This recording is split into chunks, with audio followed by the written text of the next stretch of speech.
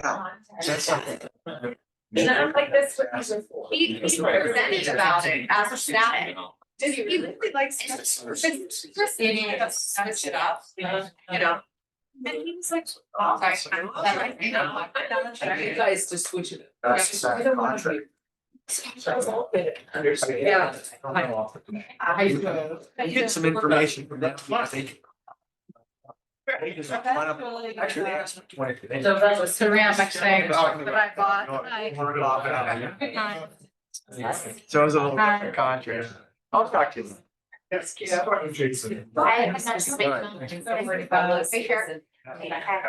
respond to it. I don't worry about it. I do. And so please go get it. Grocery shopping. Alright, yeah, okay. And this is another. It's going to. It's not. That guy takes forever. Yeah. Gary.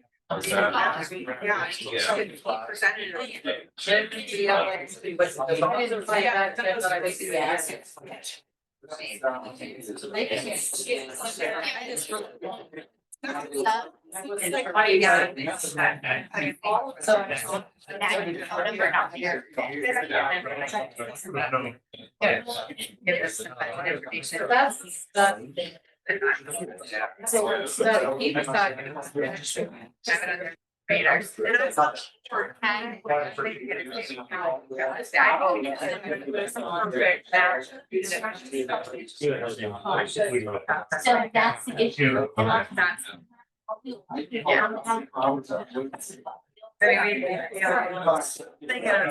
Everybody, please sign in. Yeah.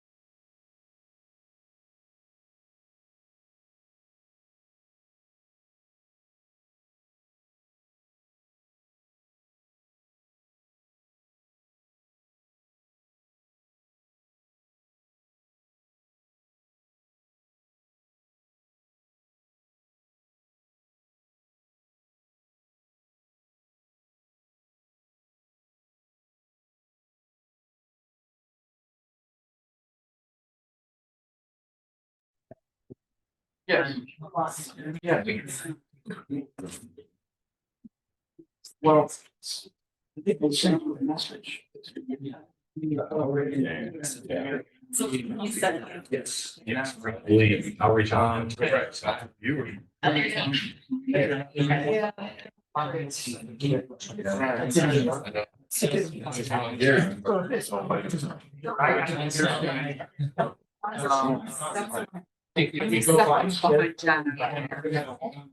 Gary said, Gary said he's for me. Gary citizens. I said he left you. Right, the- Josh, friends. How are you? How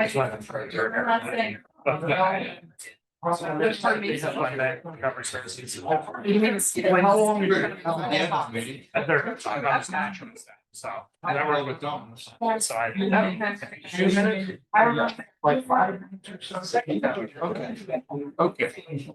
All right, we'll do that. All right.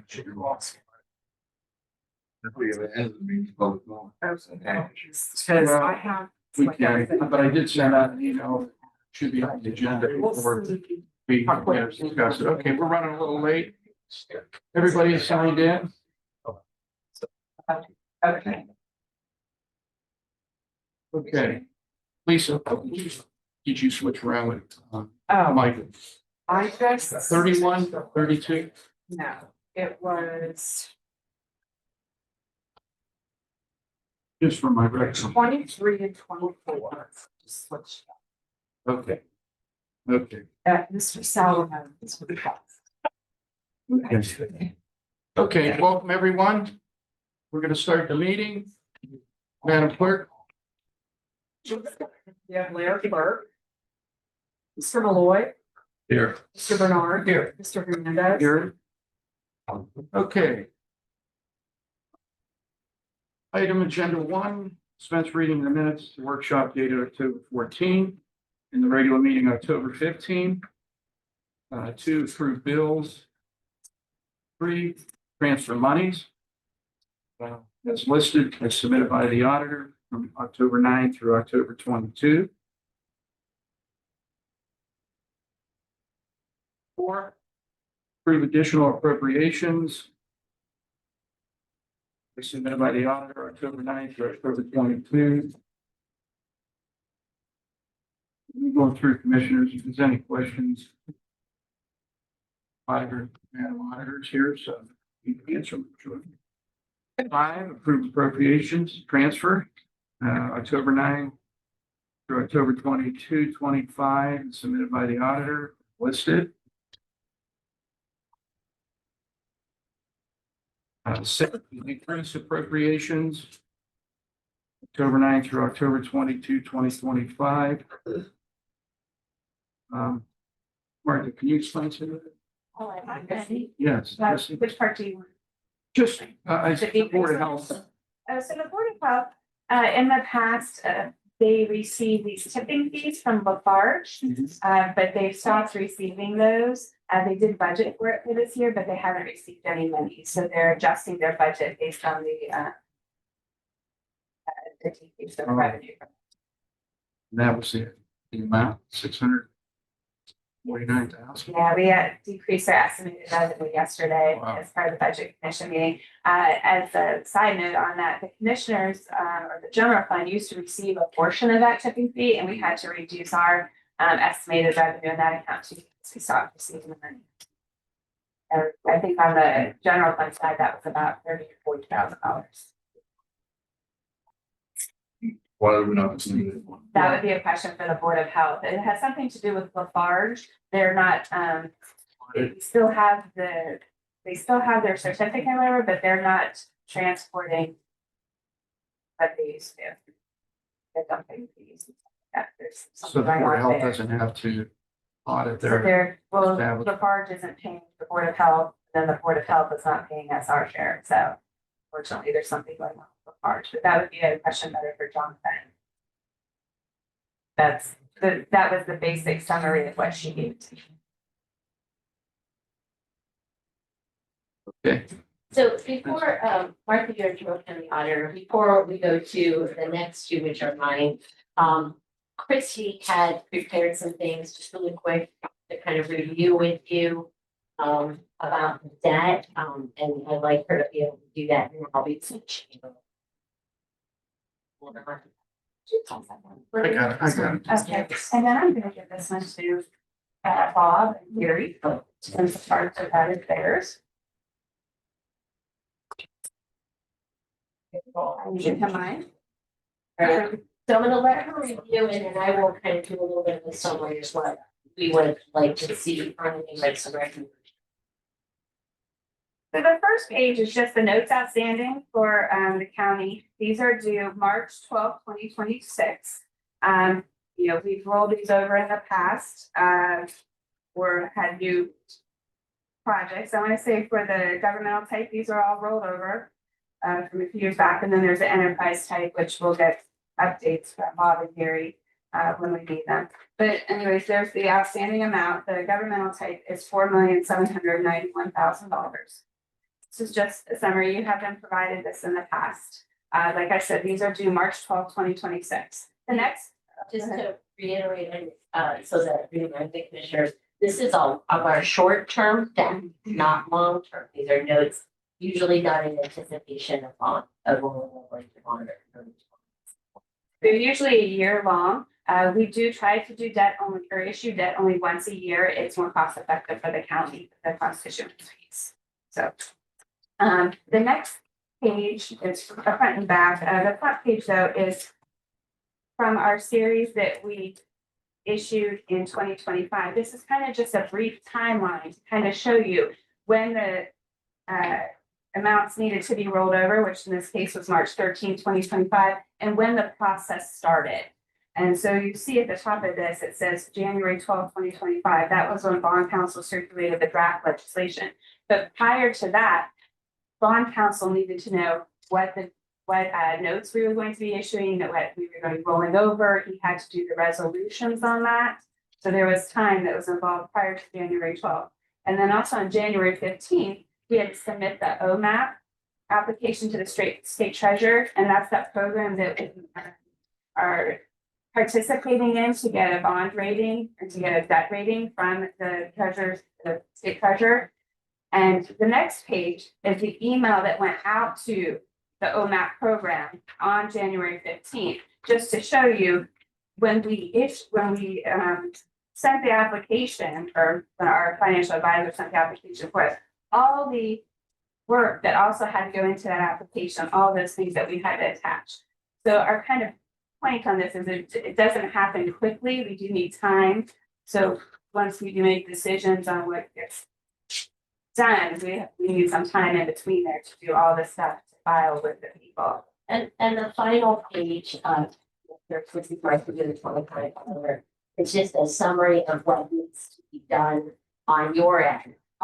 The debt decisions that do need to be made. Given the timelines for dealing with our notes in anticipation of bond, it will be necessary for the Board of Commissioners to decide the following prior to beginning the process. What notes will be rolled over? Keep in mind, incomplete projects will need to be rolled over. We can't go to bond if a project is incomplete. So discussions regarding the status of the projects with Daryl Dunnigan will need to take place. So you'll need to see what projects will be completed, where we're at with those, so that you know what needs to continue as notes and what can be rolled over. What notes will be converted to bond. Please keep in mind that converting these notes to bond is a new process for both Christy Stark and myself. Christy has never been a participant of that. Her predecessor was, and I was never a participant. The other part of that is utilization of OMAP, which is a completely new process for us. So remember that, because that makes it more time consuming for us. And then also will any note. Did you work with Daryl on that, or who works with Daryl? That's your responsibility as So commissioners to communicate with Daryl and figure out what you want. It's not my decision. So. So, go ahead. I would say we could have a bigger discussion on this. We just wanted to put it on your radar. This is But not maybe we considered want to for have a today. discussion with our financial advisor and bond counsel, maybe on a meeting or something along with Daryl, and then Yeah, we can since kind it of is- figure out what's the best route to go. We just wanted to learn decisions that need to be made soon. And the final one is, will any new notes be taken out for new projects? It's our recommendation that the board begin a process, decide these 3 questions in late November or early December. So this is today, just putting it on your radar. If you wish for us to bring in Matt Suzinski to discuss further some of these things, that's fine. I suggest that you as a board or designate someone on the board to have those discussions with Daryl to do the projects that are listed on the debt sheet to see where you're at. There's other projects that are sanitary. We communicate directly with sanitary on those, and that's not a big issue. That's something we do. But these projects are your project. So you communicate with the sanitation engineer, but you don't. Because that's a routine thing. They have the process down. if you want the sanitary to communicate with you, that's fine. But I think the commissioner should be aware of where their projects are. Oh, that's not a problem. I know what the commissioner's saying. Also, the Daryl was new. We're new, and this is new. And this might be something Shara can help with too, because she has been here, she's been a part of that. So when I say we communicate with them, we don't get together with them and decide what they're. They send us an They email. decide. They send us an email. everything. Yeah, It's we very- don't, It's yeah, very. we don't really straightforward. discuss it. They There's just no- let us know. There's no decisions Yeah. that you guys have to make. But you will work with Sheriff Absolutely. Plus. Okay, because it's almost making it sound like. No, we're here to work with you. We All right. just don't want to be the ones, we can't be the ones making that decision, but we will work. We'll with you. initiate. We'll provide you with all the information. Yeah, and then you guys will be approving these, but no, we'll work with the, Shara and then also, Sarah. Thank on that. Yeah, no, we're here to help, but we just, we don't make those decisions, I I guess is understand. how that goes. No, I you know. understand. Yeah, we don't wanna be like on the day of the resolutions, this is the first time you guys are hearing Right. about this. Yeah, Right. so that's, I guess, where we're going with that. Thank you. Great. And if there's no other questions for Christie, I'll move on to. Sure. the next couple of items that are on the hand. Thank you, Christie. Thank you. Number 7, we have 2 vehicles, and they're utilized by our office. One is no longer usable by our office. As talked about a few weeks ago, the Sierra, that was our reason that it can't be used anymore by us because it's unsafe for us. And then the Malibu is, we had 4 vehicles that our office had, really only need 3. This is the highest mileage one. So we just want to dispose of that. Daryl did approach me prior to the meeting today about that Malibu. The problem that we have, I want to keep it on the agenda now, it's a gov deal. The problem and what makes it more complicated, we can't just transfer it to like another department because it was not paid for out of general fund money, it was paid for out of our REA.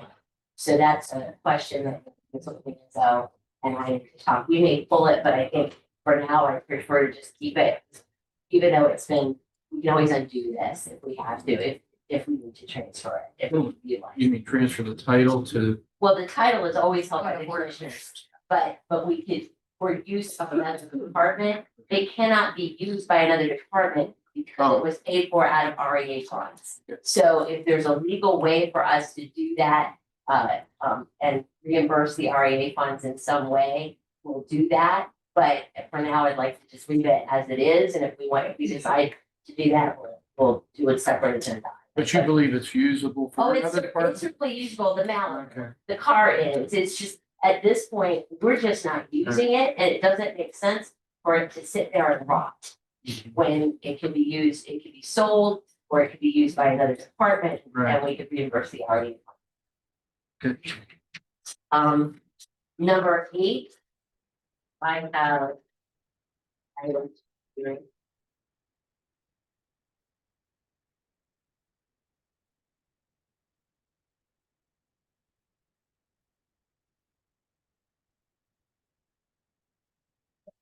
A few weeks ago, we approached the commissioners, purchase a replacement vehicle for, the GMC Sierra truck, that had frame damage, rendering it unroadworthy.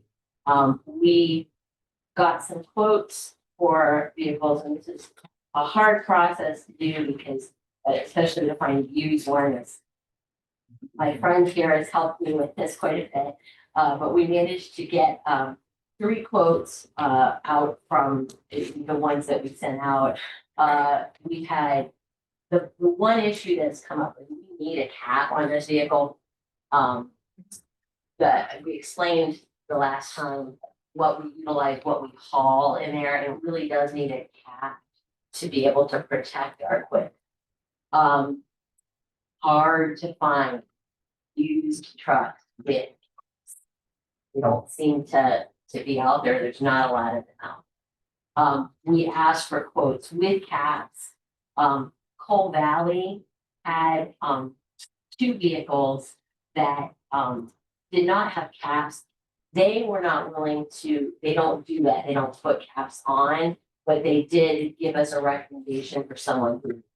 So that's why the agenda item is listed the way that it is. We ended up with the 2020 Chevrolet Colorado. We felt that even with the cap, that still brings us in well under what we said it would be. It would be nice to have a newer one. The other one from Coal Valley put us in a little bit high though, and I promised that we'd keep it under 25. And we feel like the 2020 is a good vehicle. Our weights and measures people actually drove both the 2020 and the 2022. Test drove the 2020 again yesterday to make sure that's what we want. There's no need for.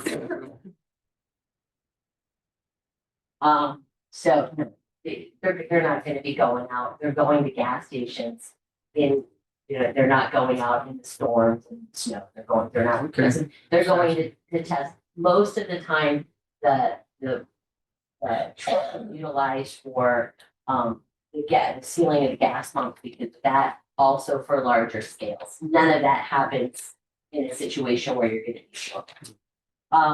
So came up with that. So that's why the agenda item has like two separate lines or parts to it. One is for the truck itself from Coal Valley. The other one is for the cat.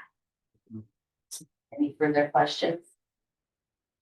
Well, what would that be paid for? What fund is that? That comes at its general fund money. That's what we requested. So if It's not we're part of gonna our pay for it budget. out of the general fund. Previous car, do you wanna No. sell? No, the previous vehicle weights and measures, yes, will, because that was general fund. The Malibu was paid for out of REA. Right, but if we're giving you money out of general fund, we can transfer property to other governmental agencies without going through gov deal. Can we get you just to donate that to us, put it in a different department and then buy you a truck? That wasn't part of what we discussed 2 weeks ago. Oh, it never came up, but why But- not? If we need But big. you're going to get the money from the truck. I came in well under what I said I would. That money should go to the REA fund where it belongs.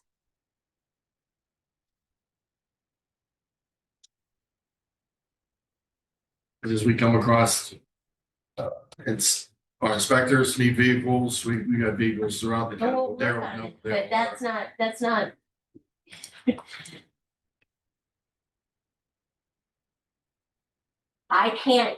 First of all, I can't give money out of that's paid, I can't give REA money to the general fund and effectively giving you something that was paid for by REA money is giving you REA money. Well, why doesn't REA money pay for this pickup? Right, Because that's real estate, weights and measures is general fund. There are restrictions on REA money and what it can be utilized for. It can be utilized for appraisers. It can be utilized for GIS. It can be utilized to pay for my real estate staff. It cannot be utilized to pay for something that is supposed to come out of the general. Yeah, Bill Danso, prosecutor's office. I share the same concern, at least generally, as Auditor Yoder does. When something is purchased from a designated special revenue fund that only has designated uses under the law, I am a little concerned about, even though, there has been a lot of use of this vehicle over the years, I am a little concerned about them taking that proceeds of selling it and giving it to the general fund rather than, returning that to the source. I think that's more of maybe an audit question, and our independent auditors, for what it's worth, have been very helpful and very proactive in answering. That's maybe something we could reach out to them to see how they feel about it. But I will say, generally speaking, it's been our advice over the years that those special revenue items be returned to the fund that they came from. And I don't mean to be rude when I say weights and measures is not a real estate function. You understand that, correct? So REA generally has to cover things that are real estate functions. That's why I have a concern at even giving a vehicle that was paid for from those funds to another office that's general fund. So what do you do with the vehicle? It's just sitting there. So what happens to that vehicle? Not If using it. We're gonna sell it, and then the money that we make will go into the REA where it came from. So we can buy it though as a commissioner. Well, and that's what we wanted to investigate, if it could be purchased, but it was brought to me And who just sets the before. price, you or? That's something I would have to discuss with Mr. Danzo to find out. Yeah, how that would be works. a question, whether or not. You know, whether or not there could be some sort of appraisal that would set Right. what the value of that vehicle is that could be reimbursed. You know, back to the REA, but then allow the county to keep the vehicle. I don't know. You know, a lot of times the auditors have been okay with things like that as long as you're basing it on some sort of quantifiable, Sure. you know, information and not just a guess. But I don't even know. I mean, I'm not a vehicle person. I wouldn't Right. even know what to guess on that. Perfectly willing to work something like that out. I just can't donate it because it came from a different.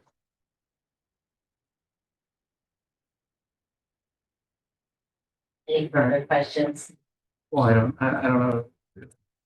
You know, we want to ask the auditor about the general fund, whether or not that could be done. The prosecutor has a little bit of issue with it, but maybe it can be delegated back. Right? Just makes sense. We're all, I mean, our same maintenance guys maintain all the vehicles. I understand what she's talking about. It's a different thing, but if the sheriff's department had an extra vehicle, I would ask the same thing, you know, could they donate to a different department or if they got through a grant? If it was paid for out of general fund, it would make sense to do that. Right. But this is not a vehicle that was paid for out of general fund. Does anybody know what kind of shape this vehicle's in? It- 50,000 mile, Daryl Dunnigan, facilities. The vehicle has roughly 50,000 miles on it, needs tires. I think the total Chris told me was $1,200 in repairs. Is it in pretty good running It's shape? no rust, it's in good shape, low miles. Where do we store these vehicles? Like this one, Yes, this, all of them are working. so even though weights and measures, do they keep it loaded with the No, topper on it? And we don't keep it loaded all this way. is it garaged or anything over there or is it just it's There's a open lot, That's right, that's why we don't keep it. which is why it needs the cap, Yeah, yeah, because. Cap needs to have it, we can't. So we have to there, keep it spot. commissioners, there used to be, a long time ago, there used to be a really nice, and then it became not so nice after years, right? I don't know what's gonna last, but there is an evolution. The sheriff's department used to be there, actually, believe it or not, at one point, and then there was a very long garage where all of our county, where the ski-doos were held, where all of the, water equipment that is now at the Rosetta Fire Station. But that was deemed, inhabitable and it was torn down. So after that, everything just went out into the, we'll call it junkyard. That's basically what it looks like. It has been cleaned up a lot since. But yeah, all the vehicles sit out there. There is no place to put stuff. We don't have a garage per se. Well, we could do have a garage. Yeah. Garage at a sanitation engineer out of True. Portland. But that's pretty full now. No, it's empty, isn't it? Are they gonna And put so them- is one Are they out. gonna take stuff from the center? Well, no, not yet. Okay, Yeah, and that's a huge garage. yeah, I mean, it is. So long-term things to think about.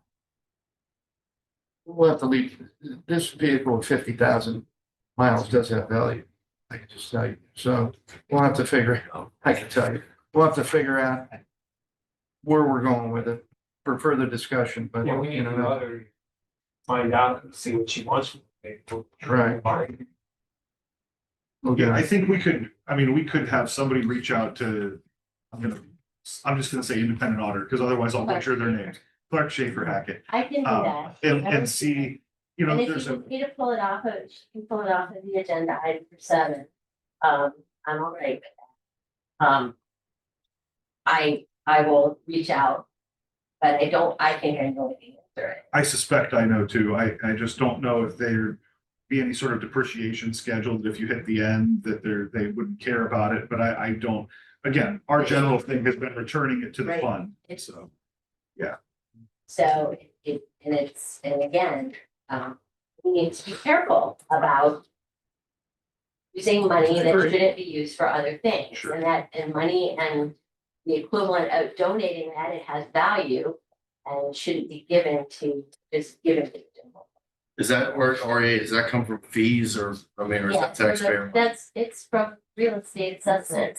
It's a real estate assessment fund. So it's money that's generated from property taxation, but it's our administration of that. It's that money that's paid out for us doing that task. Not general fund. And that is. No, but I was just saying, is if it's taxpayer dollars and it's taxpayer dollars, it would be different if it was It's not. fees pay for this. Is dedicated, there is, hang on. So the dog kennel has dedicated funds. I mean, I'm just telling you from a budget perspective. Believe it or not, although it is all at one point to I understand what you're saying, general fund. There's dedicated and restricted funding sources that is the money they bring in, and there in turn, it has to go directly to their dedicated fund per Ohio Revised Code. Absolutely. For the dog kennel, for us, the hospital trust fund and the workers' comp fund, those are my dedicated funds. Trust me, there's been many times where I said I have an excess. I would love to donate it to the general fund, but I can't do that. It's illegal. So there is restrictions within each funding source. JFS dedicated funding sources. But we could purchase. But we can purchase it with general fund potentially. Absolutely. No problem. I agree. with So that. just give us And a price. And I have no I agree. problem pulling it off of Yeah, that. right, just give us a price. So, well, I have General two fund, general different fund, things good. coming from different commissioners. I have some commissioners who are saying get it from the outside audit fund to find out if I can donate it. I would prefer not to donate it, but I also, if they say that I can and you guys want it, and that's a condition of me getting my vehicle that I need, I will do it. Okay. Well, let's all work We'll bring together. this up It's just for further objective common discussion. sense. Yeah, So we only have so let's- much let's money look in the together county. and see what the best We can make it option is. work. Let's not go too deep on this right now. So We're gonna what do admit you want that, me we're to gonna do? admit Let's that take, for now. let's take 7 off and give us. We'll take That's what you seven. want? A price, all right. Or- Price and see if we can donate. So let's get both questions answered. Well, you can, we'll look at the legal perspective. All right, You want 7 completely off? no, Or you want just the just, one? just the one. We Just can- the Okay. Like Gary Newbrow, sanitary engineer, all this was going on, on an app. Use this vehicle. So. Okay. And anyway, from now. Coming up with, if it was a trade in $2,500 to $3,500, if you could trade it in. Go to private sale, only $100. 4 to 6,000. Oh, 4 to 6,000, okay, all right, so just so you're in the ballpark, so you have some idea. Stanton and I will work on that part. Yeah, we'll have to take that back to the manager and see what the Yeah, manager just says. saying. Okay. All right, no other questions on that, so on 7, we're gonna line out or get rid of the Malibu and our 8. We're okay, you guys are good with that? Cause we need to, we tomorrow, we don't wanna lose this vehicle. And so if I don't know for sure that you're okay, I need to know that you're okay with that. Make sure that I assure them and hold it forever. You've already drove it and checked that, right? Yeah. 2008, we're selling for parts, right? Because that Well, was, more or less, there'll be full disclosure on it, it'll be on Gov Deals, everything that's wrong with it will be listed. What they do with it is up to them, but everything will be listed. Thank you, Mark. Bill, do you want to take this one? Sure, Commissioners, Bill Danso, Prosecutor's Office. We have another conflict issue with our office. The Children's Services Board has filed another action against our Trumbull County Common Pleas Domestic Relations Juvenile Division. It's an actual case filed in the Court of Appeals between our 2 statutory clients. So it has been referred to the court's insurance provider in the Department of Administrative Services. It is not an eligible insurance claim, but the court would like to hire the same firm that the insurance company uses, Montgomery Johnson, at the same rate that they would, essentially offer a discounted rate for insurance provided counsel as well. So this is just to start the process of getting outside counsel appointed for the family court. Is this an appropriate time for you to bring up another subject matter? Yeah, based on, I guess we could. We recently hired another attorney for another elected official. And things that come up on the internet that are very disturbing. Not legality of whether she can practice law or not, but the way she tries cases in public light on social media. And the way she's handling her own position that she was removed from in Mahoney County. I don't think I want that representing Trumbull County or to bring that circus up to Trumbull County as a commissioner. This didn't come to light until after we approved hiring this outside counsel. And with this too, we need to do a little more due diligence research to make sure. I mean, we voted last time based on the clerk of courts recommended somebody, and with the prosecutor recommended us to approve that. And then when this stuff came to light now, and I look at it, I don't know that I want to be or have our vote be affiliated with this person right now with everything that's going on the internet with her. And I think it looks bad for us. I think it looks bad for the county. And I know our clerk needs representation, but I don't think this is the best representation right now to represent a Trumbull County situation, or at least have our stamp of approval on it. So I was going to ask tomorrow to retract that. Let's discuss it further tomorrow, but this being the same type of thing, I guess, I want to make sure on this, if this is shown to us, we need to do some research. Is this the best representation too? We trusted last time also, but I think we should take time ourselves as commissioners to make sure we don't go down that same rabbit hole. And next thing you know, we're in the news next week again with the wrong choice.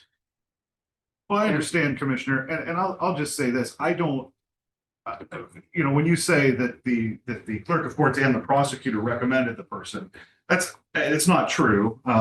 Like some of the things that were printed in some of the news sources categorically aren't true.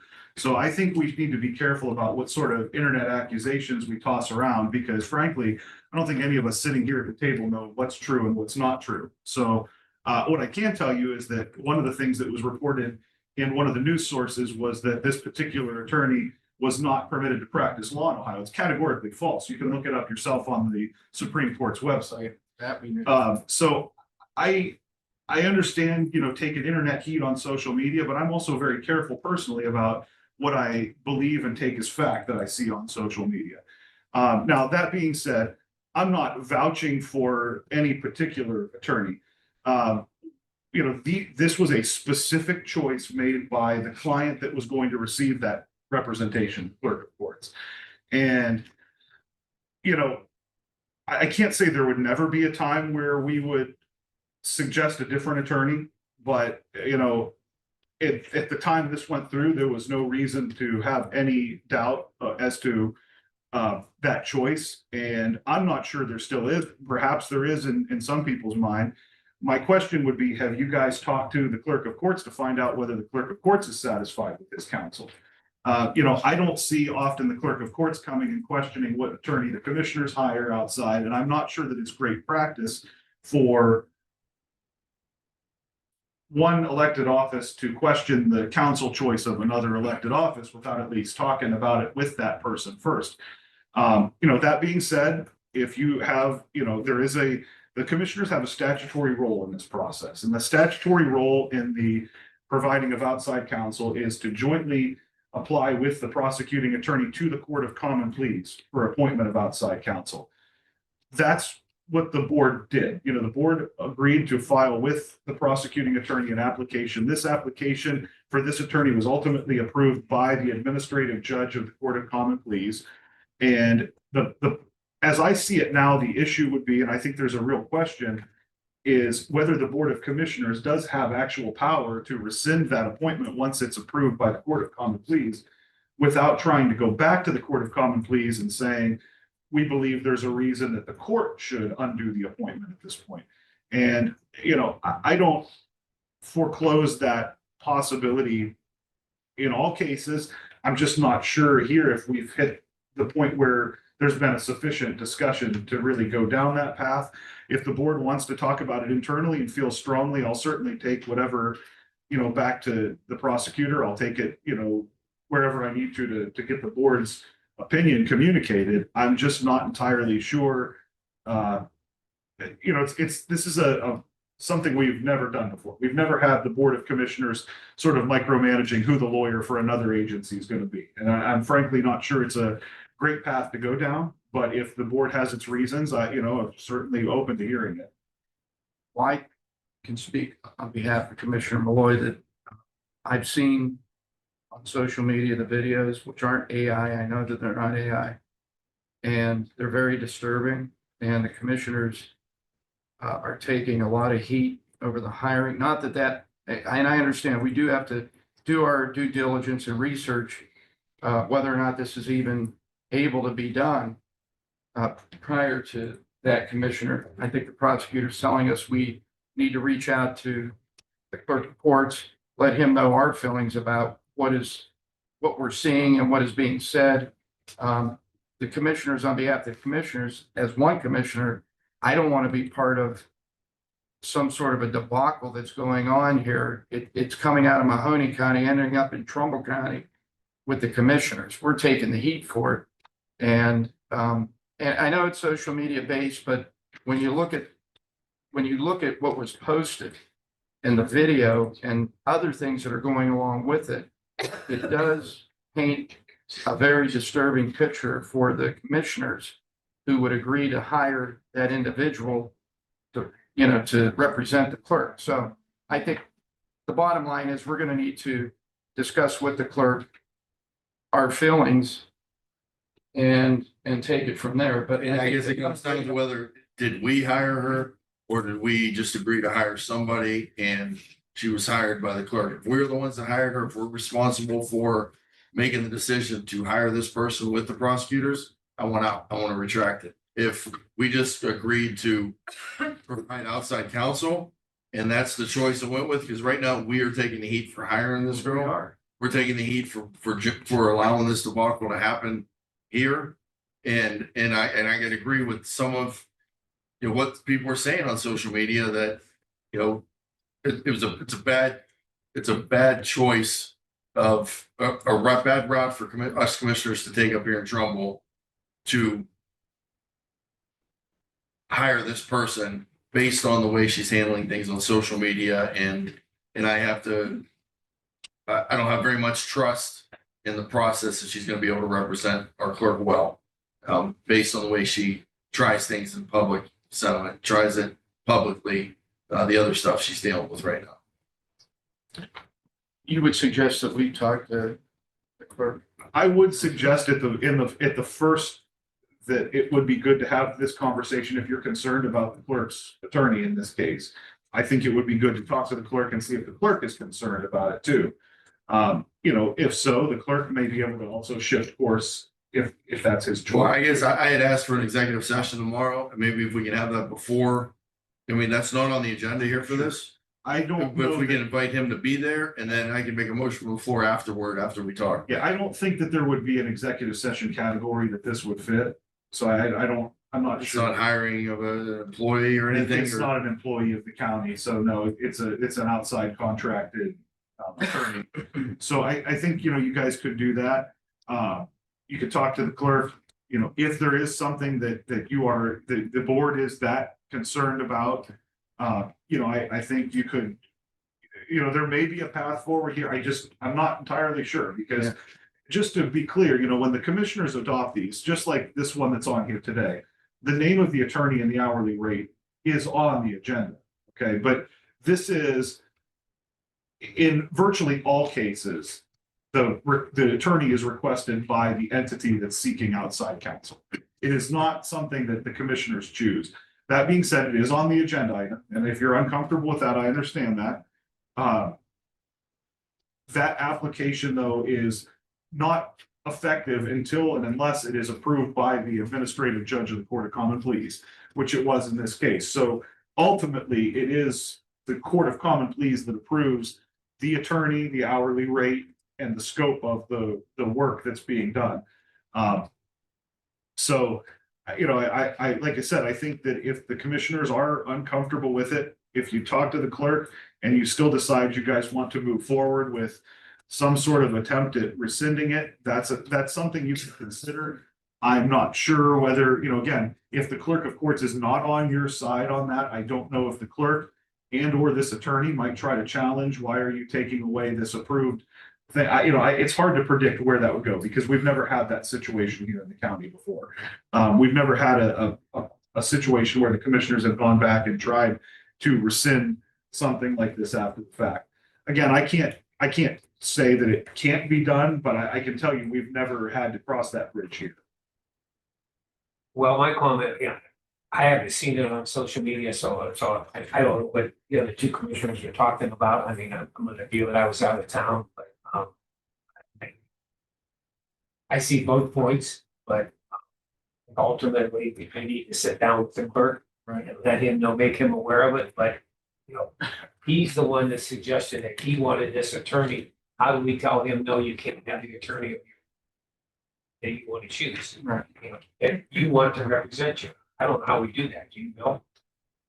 I think, That's a very, very slippery slope. that's my fear, and I'm not supporting or going against any particular attorney. I'm just saying as a general practice, that's not something we've done here in this county. We've generally let the client choose within a reasonable price range. I will say, if a person would come to the board and say, I want a $600 an hour attorney, the board may say from a financial perspective, that's too much. We're not willing to go there. But, we've never really had a situation like this that's, based more about, the perceived actions, of an attorney and whether or not that sort of goes along with what, your values as commissioners are. But, like I said, I'm Is not, there any way that we can get the clerk of courts over here before we end today and ask him those questions, if he's satisfied with the representative that he has?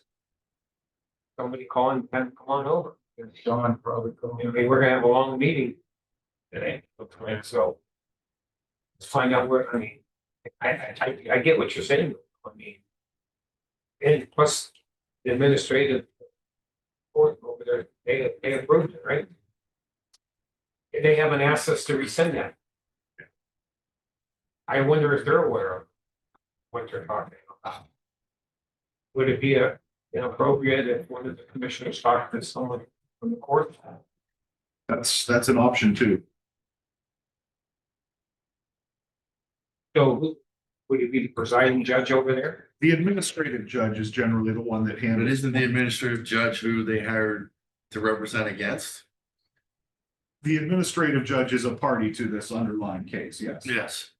Yeah.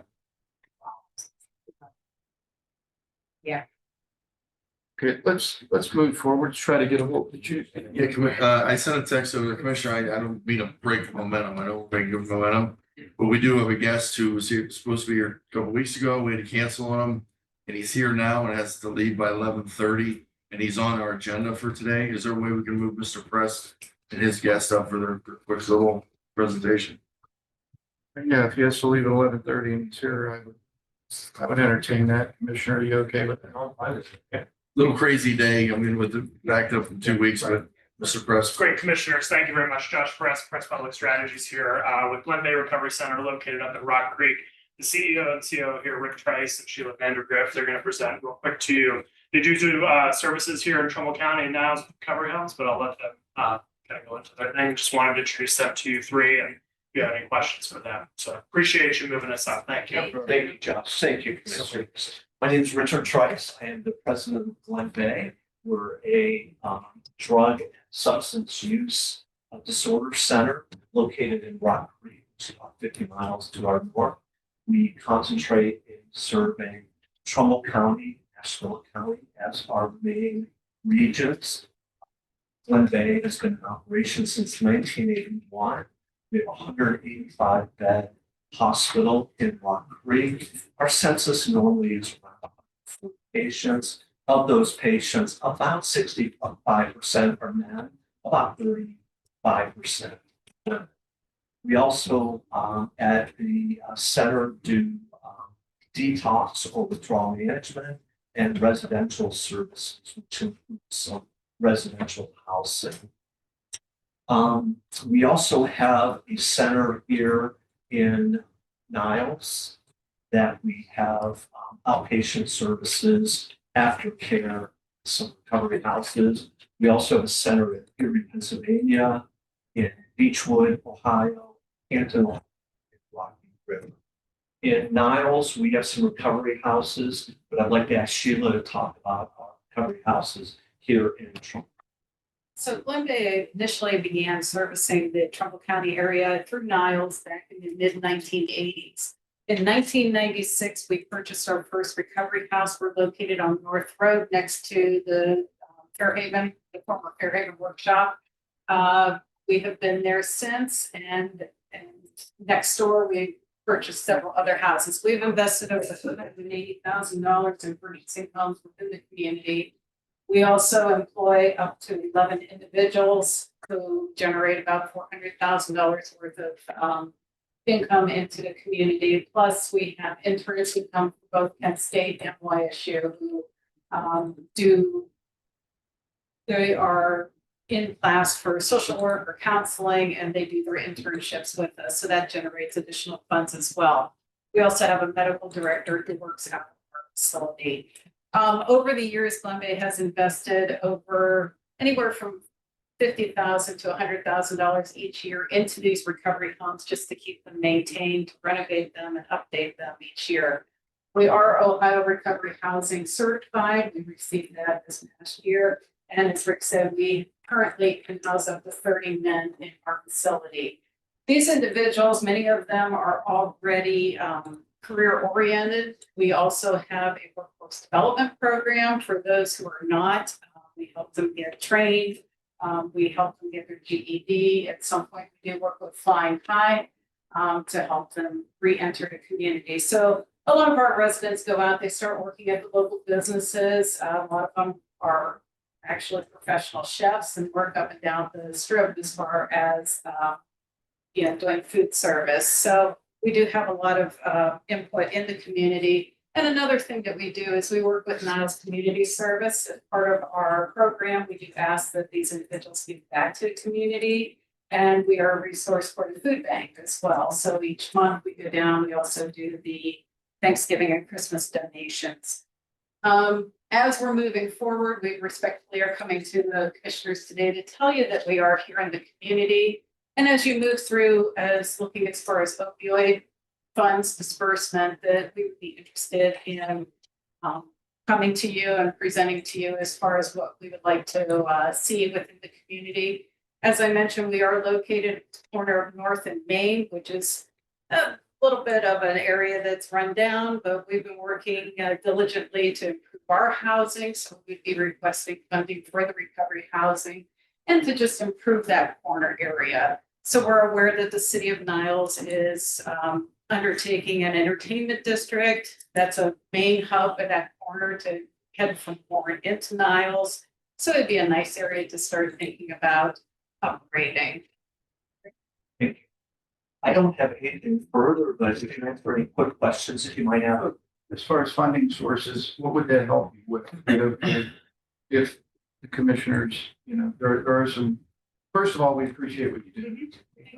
It's those types of services are very much needed in ours, everywhere. But what type of, where are you lacking, or what type of sources are you trying to fund?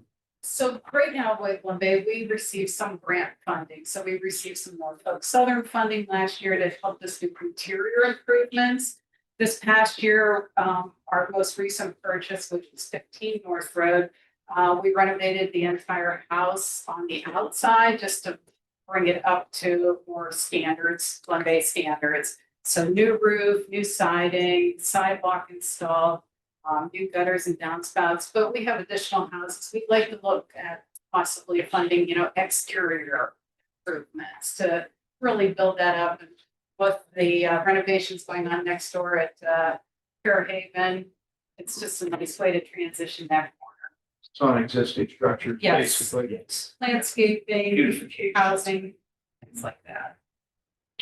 And then once you renovate and you do the landscape in there, who keeps up the maintenance on that?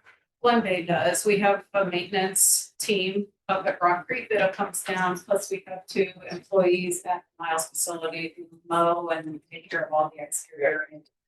Forget how many houses in there, but like 5 Five. houses.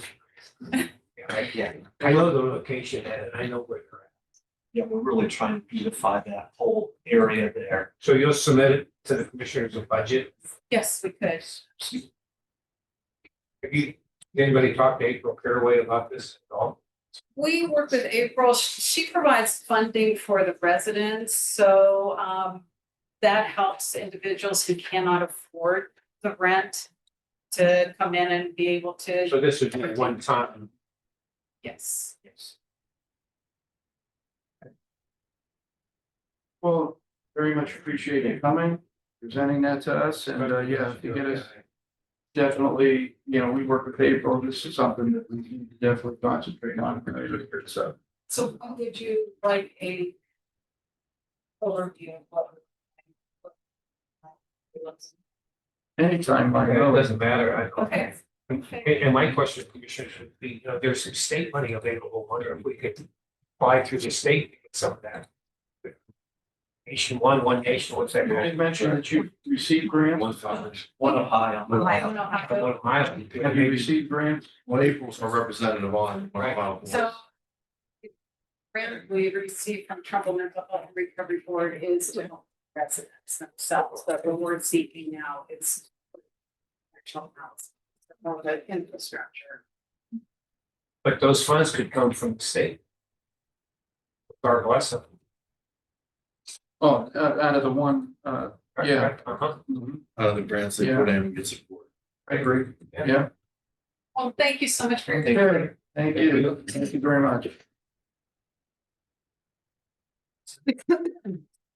Thank you, Josh. Thank you, commissioners, appreciate you. And Commissioner, I'm sorry, I guess we didn't finish up on time. We kind of broke the thing down. We were gonna talk to Randy. Well, I guess we're still, just relating to 9, because that's not the clerk of courts thing. This is the domestic relations thing. Is what Yeah, that right. is. But we're done with that. That's the only reason why I. Well, yeah, I mean, I guess, Bill Danso, prosecutor's office again, I guess the question is if you guys are going to start, you know, vetting all of the attorneys and things like that. No, then, I'd rather you not. know, that's fine, I guess. You know, I mean, I'd rather not either, but in the situation, the unique is a- situation. yeah. This is, Last week is something different. this is a very unusual situation. We'll say, I do not personally know the attorney that the clerk of courts picked. Yeah, So I, you know, it's hard for me to say much one way or you the other. probably haven't seen anything. But that being said, with the firm Montgomery Johnson, this is a, you know, this is a, I don't want to say a large firm, but they're a fairly good sized firm, and they are the firm that the State of Ohio Department of Administrative Services assigns specifically to the judicial insurance Can coverage. you explain this case a little more? Are we gonna have to get a counsel for children's services now too, since you represent them also? Children's Services has 2 inside lawyers that they hire, and they're the ones that are handling this case on behalf of Children's Services. So I don't expect there will be any outside counsel for Children's Services in this case.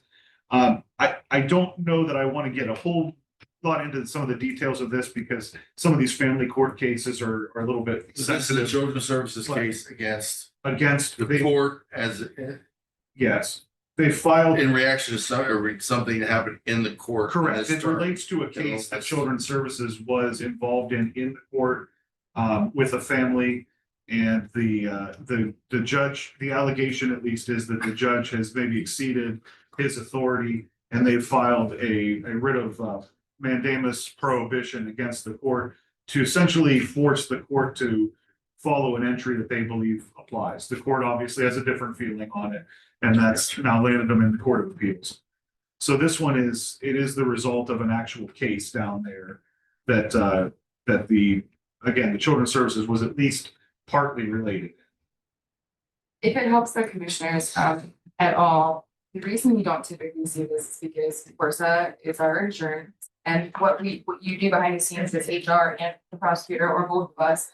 We're working inside counsel is appointed by Corsa, which means this never even comes to you. But because there is a conflict of interest here, and because the prosecutor's office can't, and because Corsa won't cover, or this is not an insurance, as we stated in the beginning, an insurance approved case, if you will, which does happen at times. That's why this is now being brought to your attention. Typically, all these things, to be quite frank, are done behind the scenes between either human resources and your direct Corsa and or prosecutor's office, or in conjunction. A lot of times we work together.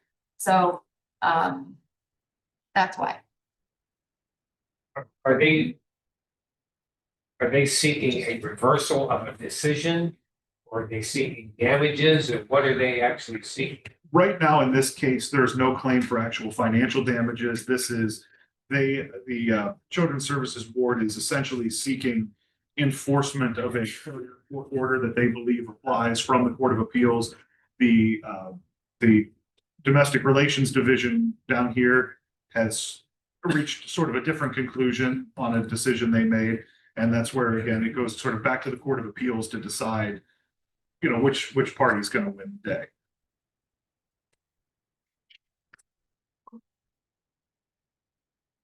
Well, I have no issue with it. It is what it is. We also have the same with workers' comp, if it makes you feel any better. So this is something that is not atypical. Now, HR we try at the DHO and SHO level to fight it ourselves as far as we can, but at some point, that's why we have an outside attorney. Because we have to fight things with commonplace level. And we have one case.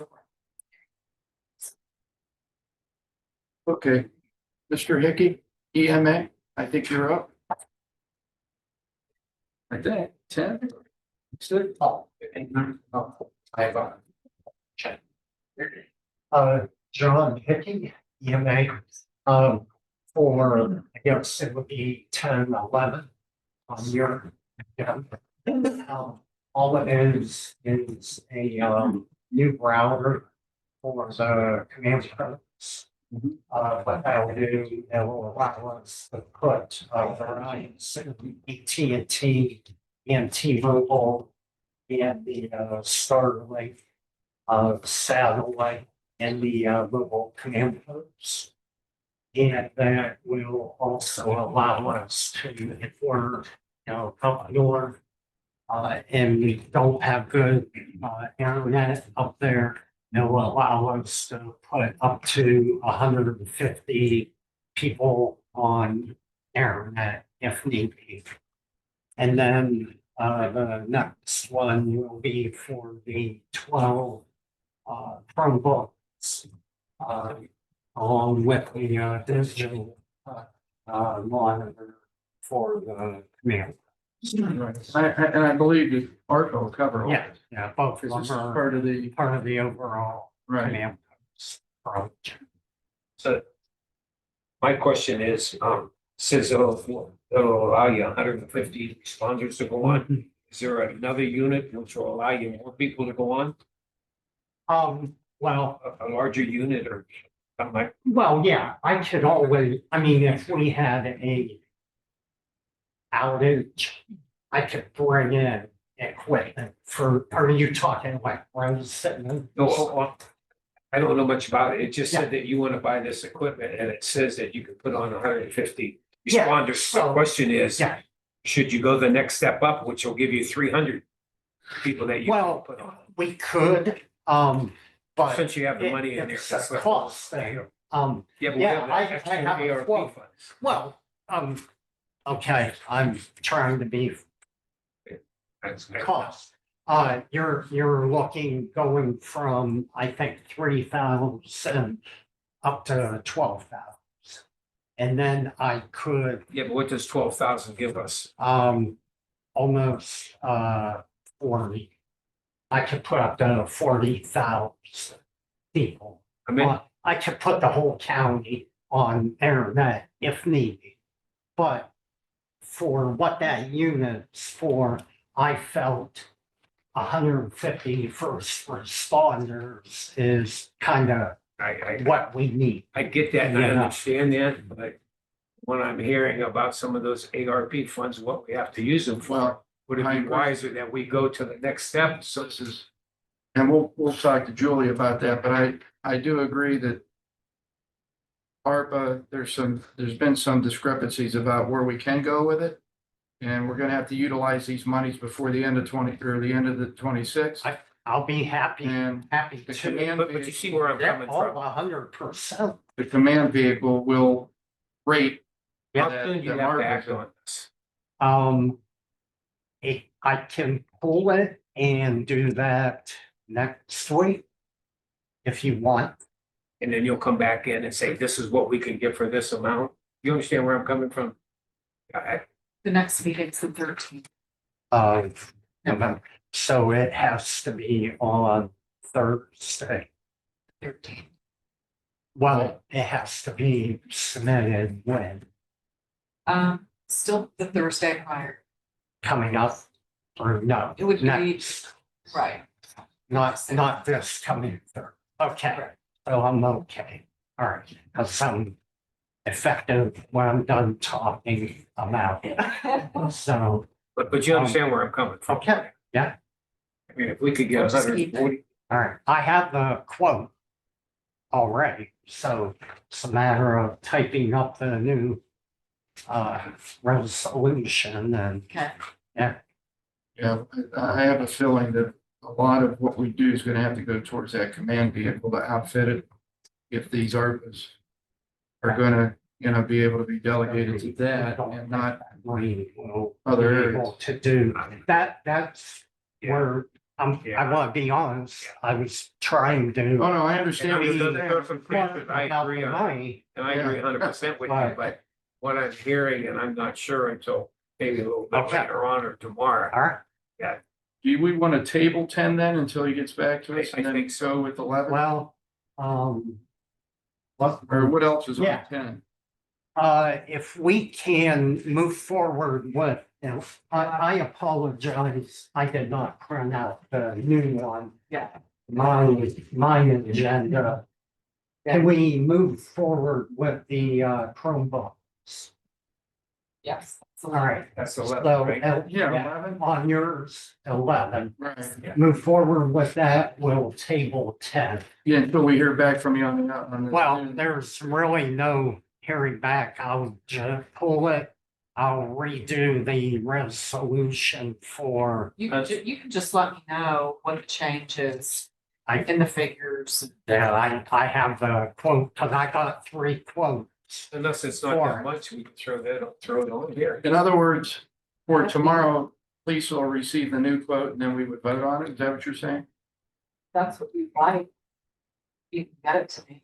I mean, just got it this You know what that quote is now? Basically, I brought 3 because I didn't know if you would want to know.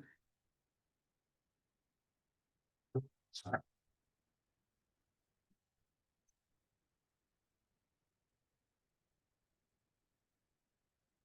does it say how much? Does it say how many people? No, the other one didn't either. I can find out. Yeah, I'll email. you. Yeah, just email me. Okay. This is There's the $12. quote. $98. Well, I mean, like you said, Commissioner, and I think Commissioner Malloy would agree. I've been hearing some chatter about the way these ARPAs can be used, and now it could set a new precedent about what the way that we move with what's left. So, Julie, would you agree with that? It's not new information, it's more But of I'm a, just saying, it's been brought to our, right, well, recent- maybe it's new understanding of what we've been talking about, but I don't want to just try to explain it in one sentence, which is why I asked for right, that's okay. time. I don't want to Just- put you on the spot. Oh, I'd like to talk about it today, I just Yeah. don't know, do you want me to talk about it now? I'm ready. No, that's okay. Well, Okay. I'm getting an evil eye from Malloy. All right. Yeah, thank you so much. His eyes. Yeah. His eyes. What are you calling me out for? I didn't say anything. Your eyes. Your eyes kind of. All right. I mean, if Julie's got the information, let's let her talk about it. It's because it relates to this. Good. Well, how long, well, Julie, you can if you want. I mean, I don't have issue, but I thought you wanted a I'm lot. very concise. I won't take much time. Okay, Okay. Julie Green, Right. please present yourself. All right, Julie Green, Trumbull County. I didn't know that Commissioner Bernard was gonna be here. I'm sorry. Yeah, I didn't know he was either. I did bring a printout for you, which I emailed you already. Welcome. And I only brought, sorry, I know you don't like this, Lisa. That's why I didn't, like, It's okay. that's why I I'll mentioned get one of Can you share with that Bernard? Commissioner Bernard wasn't gonna be here. It's, yeah. I will definitely get her one. She knows that. So these are the MOUs that are in place. I think there's 18 total. 10 of them are Gary Newman's. I imagine he's gonna spend every last dime. Just want to give you a background of how this started. A year ago, our office started working with Martha because we knew we would never be able to get all of these projects under contract. So we talked with Gary, Tanya Rogers, Martha. And so working with the auditor's office and everybody, we got these MOUs in place that obligated these funds before the deadline. So according to the ARPA guidelines, you have 3 ways of having these funds obligated by the end of the year. One is a contract, one is an agreement that Gary Schaefer worked with communities on, and one was these MOUs. So we managed to obligate all $38 million by the deadline. And I think that maybe I'll let KO talk about their discussions on, their understanding of the questions that were posed to them, but as far as I know, and as far as talking with them and reading and talking with Tanya, nothing has changed. The obligated projects are the only ones, and the projects under contract are the only ones that can receive additional funds at the time, using the whole amount. You cannot create new projects.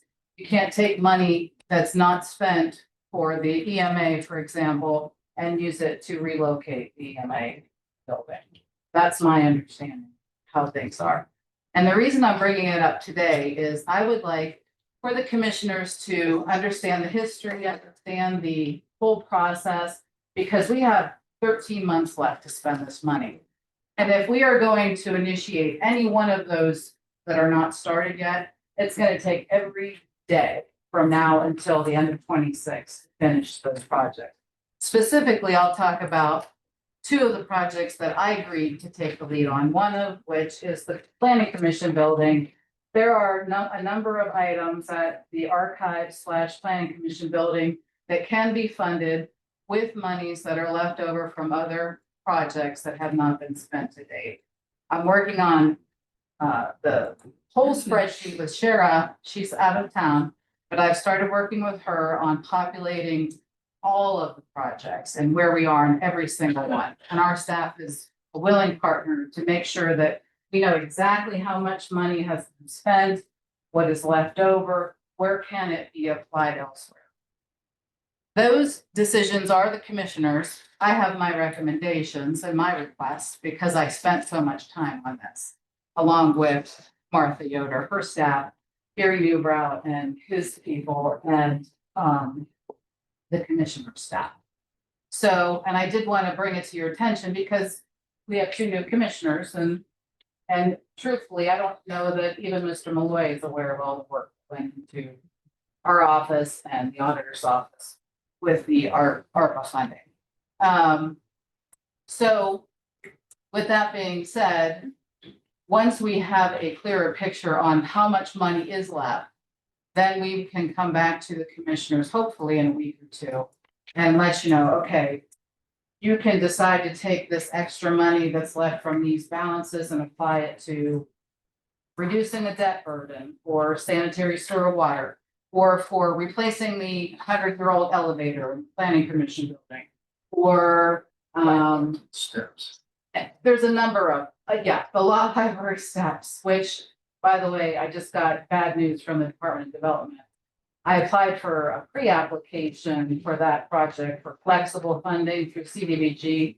And they responded yesterday that we weren't selected for even applying, which I wasn't happy about. But we also got a grant yesterday too for the champion project, so I was sort of balanced out. So, with that being said, it's a lot of information. It's a lot of tracking that I've been working on for a while and will continue to work with Shara, because I know she's working on it closely too. And we just need the commissioners to understand that we have to keep these moving forward. So one of the other projects that I think is important is the downtown fiber project that we proposed last year that connects this building to all of the county-owned buildings downtown Warren. So I can only speak to my experience with our connection issues in our building. If I need to work on a large file, I have to go home. To do it. So if that gives you any indication of our connectivity issues in our building.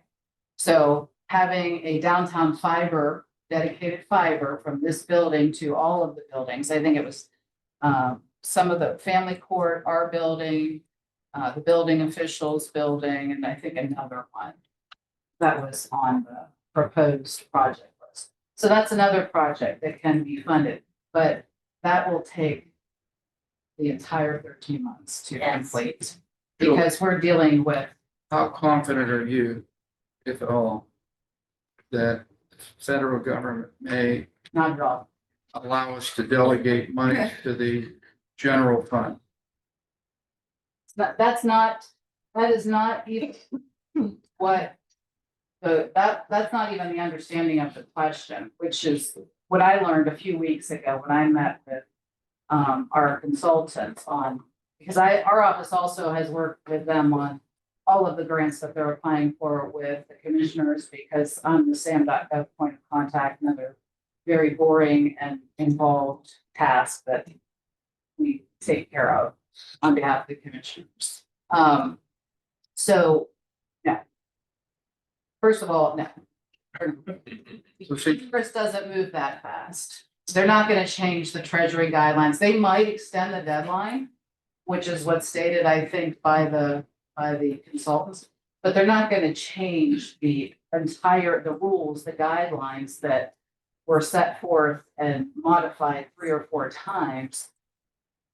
With that being said, if you want to, and that's why I'm We here don't want to today. lose the money. Well, that's why I'm here today to explain. If you want to wait, that's fine.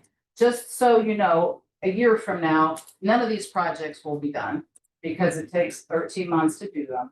I don't know what your options will be at that time. It might be as simple as passing a journal action to increase appropriation for a project. And I promised Mecca Township I'd bring this up. They need more money. You could increase their appropriation for the project that you've already given to them, I think. But we'd have to talk to Tanya Rogers, but it's only for projects that are under agreement, under contract, under obligation. You can't do anything new. See, when I was in DC, National Association of Counties did a presentation with the Deputy Secretary of Treasury. And they said that about 50% of the counties in America didn't fulfill all of their ARPA requests of the money that they had. So there were new guidelines coming down to extend deadlines where people could apply for the remaining funds that were still out there. And if the people had reported their funding correctly, those were going to be the counties that were going to get a second crack at reallocating their ARPA funds they have. If they didn't report it, they didn't follow the guidelines of reporting, those ones may be excluded from being able to spend the rest of the money that they had. But they assured us you're going to be able to spend every penny that was allocated to you. And if there are new projects coming along, put them on the shelf until the Treasury gave us guidelines in September. Well, the government shut down, and here's where we are now. The consultants are aware of that, but this was an issue that it isn't just Trumbull County. It isn't just all the counties in Ohio. It's every county in the whole United States that got ARPA money. Yeah. And they were told there will be extensions of this where people that couldn't find, they had counties extension. where they had half the money, they couldn't find a project to spend it on. because they But we couldn't have move quick enough. projects. I That's understand we different. do, but there are counties that didn't have projects and they couldn't spend all their money because they couldn't get a project in the ground quick enough. So they said they will extend and allow people to have new projects or extend the request deadline after the first ones were spent, allocated, done. Any remaining funds, we're not gonna come back to the government, that we're gonna be stay where they were to be But reallocated that's with different extended than what deadline. we're saying. We've already. Right, you're saying we could spend up- Right, we could spend all of it that way, or we could hold on to what we didn't spend and then wait to apply for new projects. That's the problem. We're in a rock and a hard spot. No, If we- I don't- That's what every county in America is doing. They're not gonna penalize us because we already have. I don't wanna lose the money. I mean. Yeah. I can understand it being delegated to the general and then but I really believe that if those monies are out there, personally speaking, that we are on an if, gonna be holding on Yeah. an if. And if it fails, we're gonna lose all that money. So what do you do? Do you?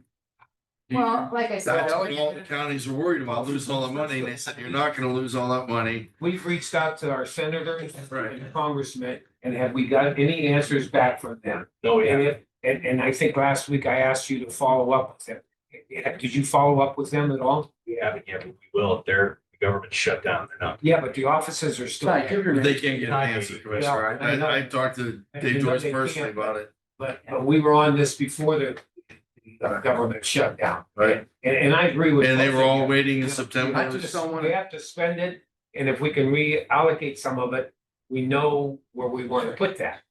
So See, like. But- June, My- it's my gonna point take is- 13 months to yeah, get my these point projects. is if you are, we just need a decision today, or this week or next week on, do you want these projects to move forward, or do you want to rescind them? And then if you get an answer to reallocate them, that's all your decision. I'm just here to explain, these projects take time. We need time to implement them, law library steps, planning commission building, the downtown fiber. I can go through each one. I'm sure Gary's spending every cent. There's no Do question. we know how much money's left? That's what I've been working on. $1,066,000 right now. Martha, Trumbull County Auditor, I know the one that you had a question on and you went with an email exchange, you talked about the Marks Tower. Yeah. There's probably, and since Sharon's not here, I Yeah. can't tell for sure because we don't have the final figures. She did, but there's probably gonna be about 100,000. Maybe a little bit more. But it's done. We don't know if it's fully operational. We know we're getting electric bills. Tim reached out to Department of Administrative Services and has not gotten an answer, So that but particular project, we would lose the 100 if they didn't No, you would have to, through resolution, take that 100,000 and put it to another obligated existing project. obligated project. So, but that's just the obligated projects. We have a whole list of projects that also have balances that I offer to help follow up with all of the communities, and we're working on that. I spoke with Shara before she left on vacation, and she said, yes, please help us. So that's what we're doing. That was Friday. So I updated most of the spreadsheet. I have questions about the balances. I don't have all of the ins and outs because I'm not the person that's been in charge of this. However, I am willing to help to identify what is left in each pot and where you want it to go. But like I said, if you want to wait to see if you're able to use it for things that aren't obligated, that's great. I don't think that it's gonna happen. I think that Teo agrees with me. That's not that wasn't the question that was posed. Question was, will we get an extension? That is probably a yes, maybe, if that's what you heard, but I think it's a complicated process that they laid out and changed many times. And I just don't have any confidence that they are going to change the rules at this late hour. So I just wanted to bring it to your attention, tell you that we're willing to help. The commissioners just need to take a look at the list and decide, where do you either forget all the projects that are existing, we're not gonna reallocate, or I don't think we decide wanna- which, I don't think we're saying that. My question is, how much money do we have? right, And But- then, and each one, and then we can decide where we want to get. Right. But we definitely don't want to.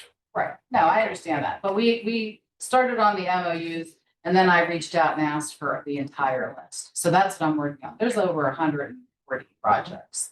And there's a lot of information. You've got a report that Shara submits to Treasury, which is in a different format than the report that Martha started on behalf of the commissioners. And so comparing the two, making sure that those line up with every single journal action that was done over the last three years has taken some time. So that's in my spare time on the weekends when I'm not reading my advice codes. That's what I was doing. Well, we appreciate it. We Yeah. thank you. No, I'm not doing, and I'm gonna advocate for my building, but truly, I don't really have an agenda. I just want to make sure that this is moved forward, that you understand we have 13 months left. And whatever it is spent on. I do agree Did that the the county engineer, I mean, other than the roofing, did they get any money? Gary? right, but those contracts. Yeah, I'm just trying to think, yeah, I think our building improvements were alone, weren't they, Martha? Yes. Yeah, I don't believe we received. Yeah, all the only things that were, Martha, or Trumbull County Auditor, the only things that were road projects were the ones that you guys did on the technically county projects, but they were ones on township roads. What Arlington, is it? Arlington, Claire, What's Jacoby, that? Mazetta. So that's another question that I'm not certain of the answer on is whether or not you can apply additional money to projects like something that Gary did. After the contract's closed out, or does it have to be an open MOU or an open contract that where you could do a change order? I think we got the answer to this already. Where if you need a change order for additional money, we could. I believe so, and actually technically the ones, so technically, those were not sub-grants, Right. those were county ones. Right. So I imagine that it would be the same as applying for all the county projects, where we could do change orders. Okay. I'm not sure on the grant Sub-grants. grants, the sub-grants, because those are a different category. This one ended up, what it was a county project done for the townships under that, I can't remember the Ohio revised code, but we were allowed to do. 55, 35. Well, we need to stay on top of it. Yeah. Yeah, and I'm willing Like to you do say, the that. law library, if we can't get funding somewhere else, then we have it there. I mean, that's a must. We have to get that taken care Yes, of. I agree. So, But in order, we do have the engineering done for that. But just speaking from mine and Gary's, I don't know about you, Gary. Our bidding this year has not been successful. We bid things out, we've received no bids. So I just, anticipating so let me have that to say moving when forward. we bid things out, we don't get a bid. So Just keep how, it. how do we proceed with that? Bill Danso, prosecutor's office. Generally, what we've done is, and unfortunately, Julie's had a lot of experience with this over the years with people not submitting bids on projects. What we've tried to do is, we've tried our best to identify maybe why the bids aren't coming in, whether there's a thing that can be changed in the specifications to make it a little bit more friendly to the bidders. We've tried to expand how we advertise, whether it was maybe the first time would have been just in the Tribune Chronicle, but then maybe we also try to advertise in some other things to broaden the scope. But ultimately, that's the thing. When we get an excess of the competitive bidding amount, we've got to get bids. So we have to just keep trying, And if we unfortunately. don't get a bid, the project can't move forward. That's it. Yes. So you're telling me that we want to fix the Ohio library steps and we can't get a bid, so we can't fix it. That's the bottom line is. Oh, we got some bids on it, but the bids, one was 700,000 and 450 and we're at That's 350. different. Okay, that's. Yeah, And okay, I'm I was still told- saying 350 is I thought we ridiculous did- for 11 steps. Well, We just got too high. What's that? Did we bid? Early on, that's when we had Yeah, 700,000 in yeah. the first one, yeah. So, and just on that, and I shouldn't even speak on this because I probably can't do it intelligently, and I'll go back there to Daryl and Harlan, but my understanding with that project in particular is there was a wide range of price possibilities because we don't know exactly what we're going to find when those steps come off. Right. There are some structural supports that we believe are stone underneath those concrete stairs that may or may not be structurally sound. If they are, then it could be a less expensive, I don't want to say inexpensive, a less expensive project. If we get in there and we find out that the structure is compromised that holds up those columns out front, all of a sudden we've entered a different price bracket. So that's where I think you're going to see some of that variation on price on a project like that, because it could be very expensive. It could be moderately expensive. So commissioners, the structure is caving underneath, and then also there's one more thing that I wanted to point out. It's a historical, that was some of the biggest barriers, roadblocks, if you will. It has to be a certain slate, not slate, there's a material, I can't remember what, sandstone.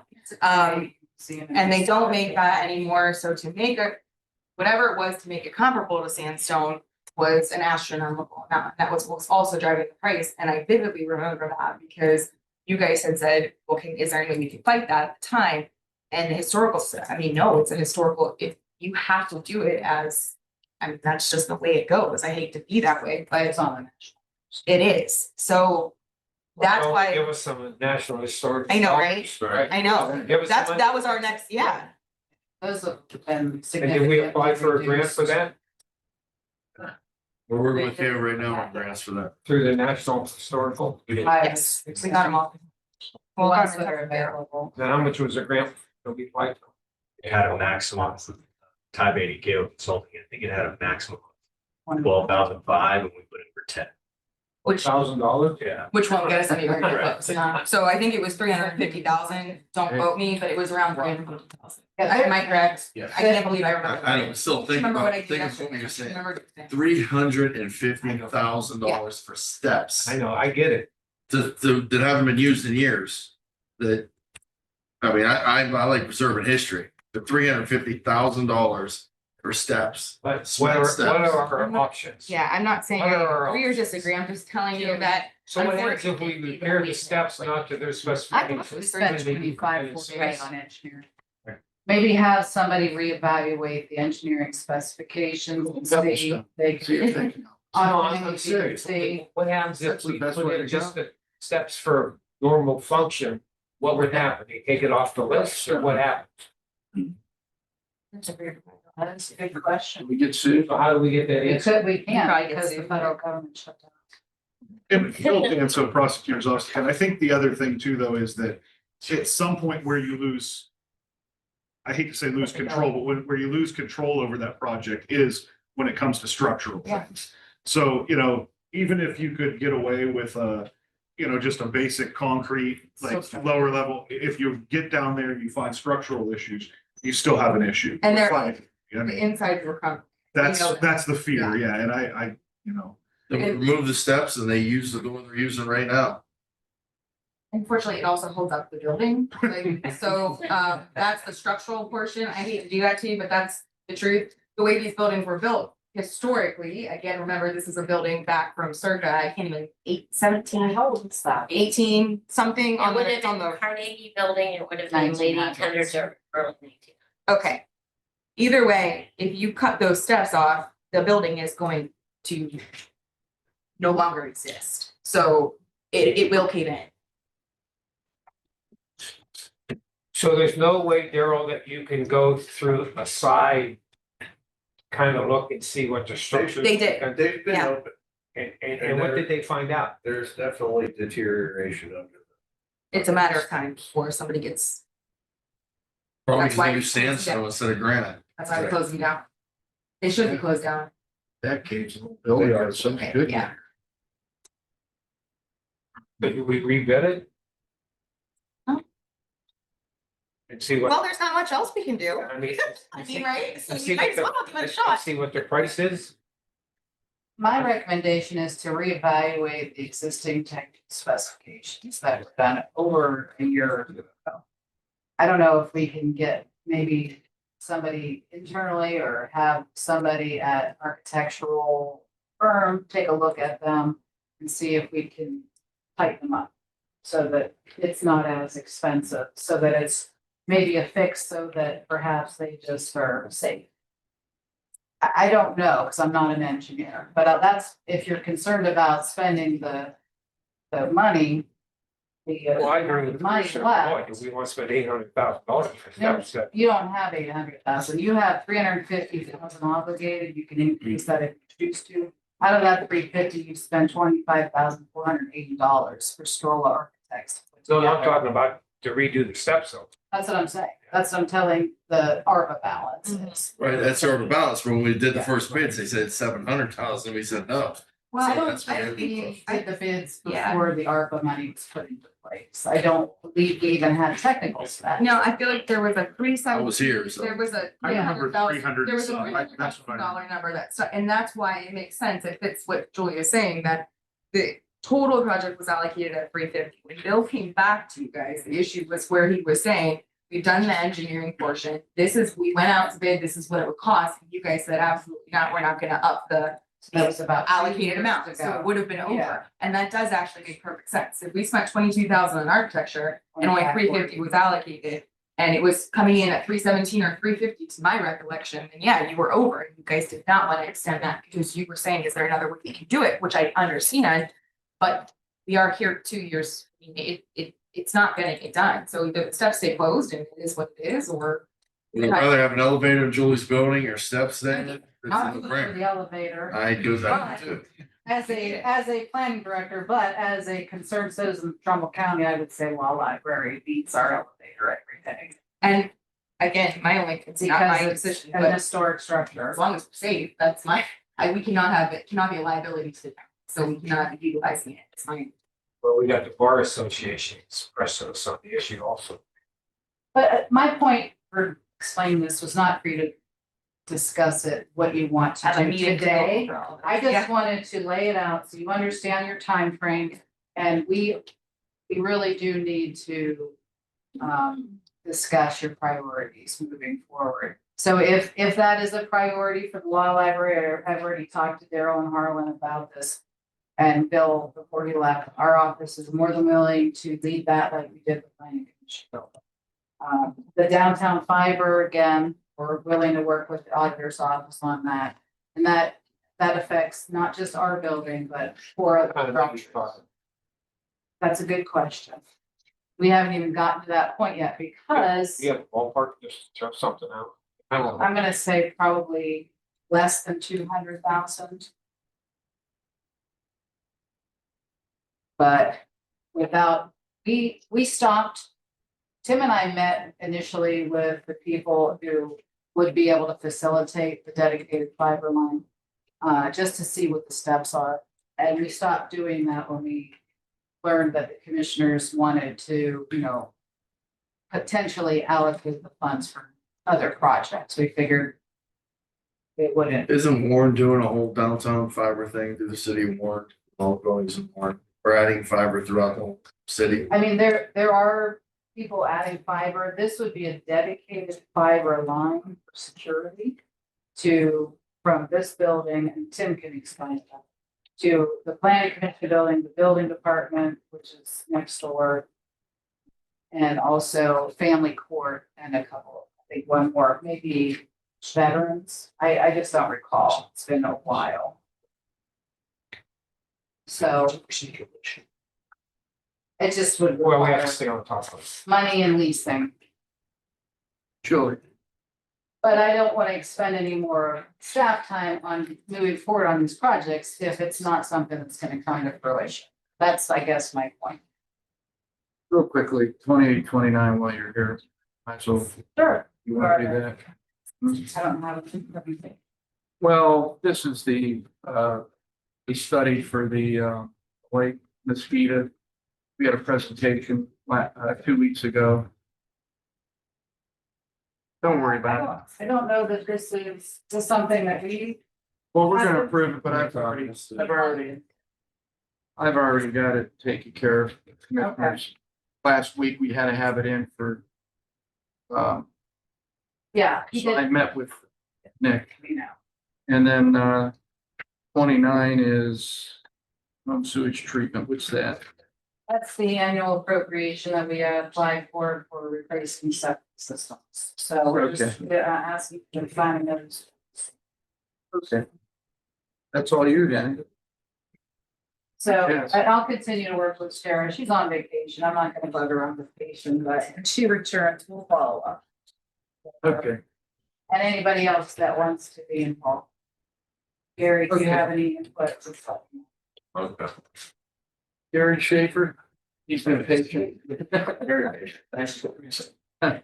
Possible to go to Attorney Burke. Well, we are now, because Gary's gonna go through 12 through, he'd be quick, and then 17, his agenda item. So it'll be like, what, 2 minutes? Gary's very efficient. Yeah, Gary Schaefer, Engineers Office. Number 12 is to concur with the Engineers Office to close North 11th Road. The first one's in after the fact. That was a week ago. This morning, I want to thank Gary Newbrow for facilitating a meeting with the project team and Warren Township officials. So we went over not only that second one here that's going to close through this Wednesday, but also probably extend it through the rest of November. It'll be open after working hours and on weekends. The day while we're working out there, they're probably going to need closure out there. So we work through safety issues in that township. Very good meeting. So that's number 12. 13 is to concur with the engineer's office to grant the right-of-way permits that are listed. Particular note there, you see a lot of fiber. You got Lumos doing a lot of fiber optic extensions. Then on the pages later, you got Charter Spectrum and Brightspeed also doing a lot. So we got a lot of permit requests for extensions of fiber optics, not just in the urbanized area and suburbs, but well out in the country too. So a lot of these extensions beyond us. Just a particular note, just wanted to bring that up in the 14th. Engineer's office to grant special hauling permits listed for overweight equipment. 15 is to concur with our office and grant special annual fleet permits that are listed. And then 16, that is authorize the clerk to advertise for statements of qualifications for design build project for upgrades to our CNG stations. So we have a residential gas filling station. And it's used when we put it in, it served us very well, but it's time for some upgrades for that. Compliant. Thank you, Gary. I appreciate your patience. Know we got a long meeting. Attorney Berkey?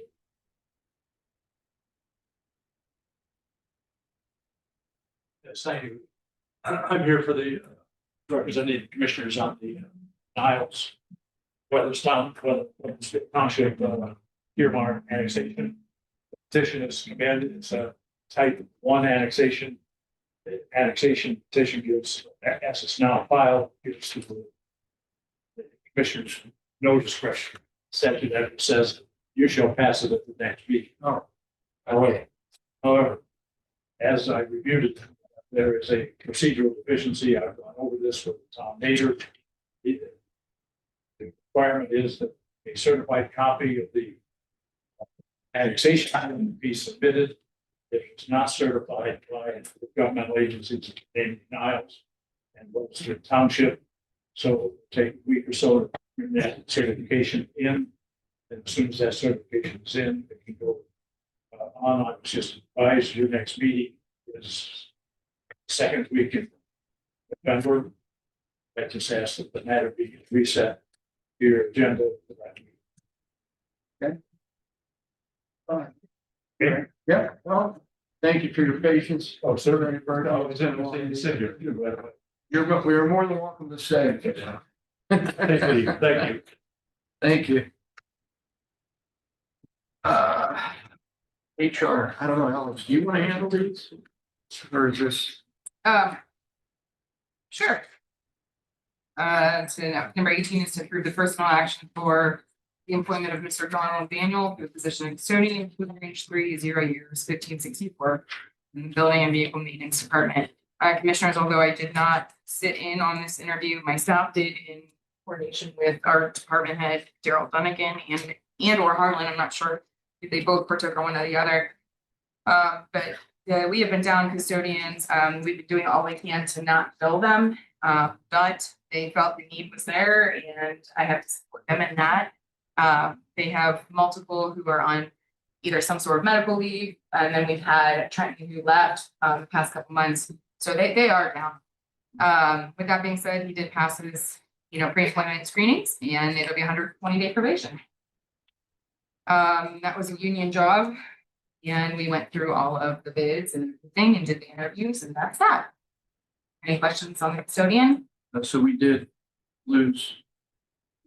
Did lose an employee there. Trenton, yeah, we lost Trenton, we've lost, Well, Llewellyn, yeah, went to groundskeeper, so there's been a lot of changes within, yeah. And then before that, I believe we lost, we got a lot of, so. yeah. Any other questions about that? Number 19 is to approve the resignation of Mr. Larry Keller from the position of 911 telecommunicator in the Trumbull County 911 Center. Commissioners, this one is definitely important to talk about.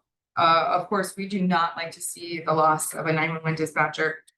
There is a reason here. This gentleman, we moved him to the top rate as soon as we could. Again, the top rate is the top rate in hopes of keeping him, and he still chose to leave for Boardstown, who was willing to pay him higher. So that is the honest truth.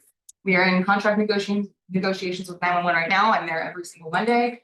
And more to come on that. So we are trying to, we obviously know what the trigger points are in 911, and one of which is the salary. So we will be discussing that at a later time. And obviously we're losing people to smaller dispatching centers who, so there's that. I don't want to skip over, but there's more HR items that I can address right now, if that's okay. Yeah, why not? Number 20, number 30.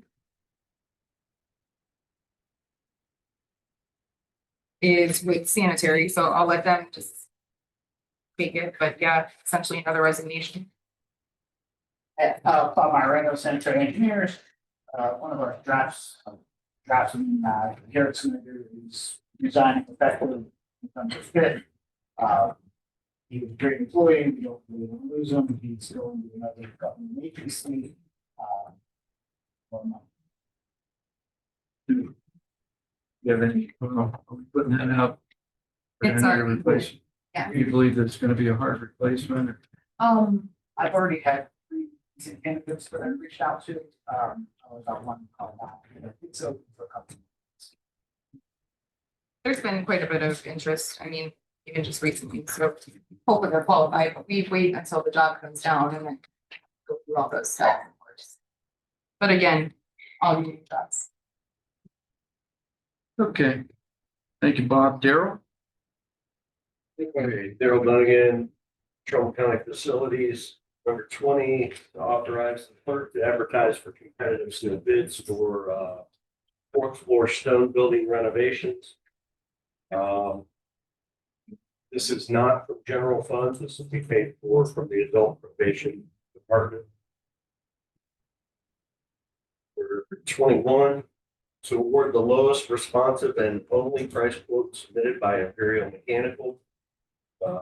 This is for replacing the rooftop HVAC unit, boilers, and pumps at the stone building.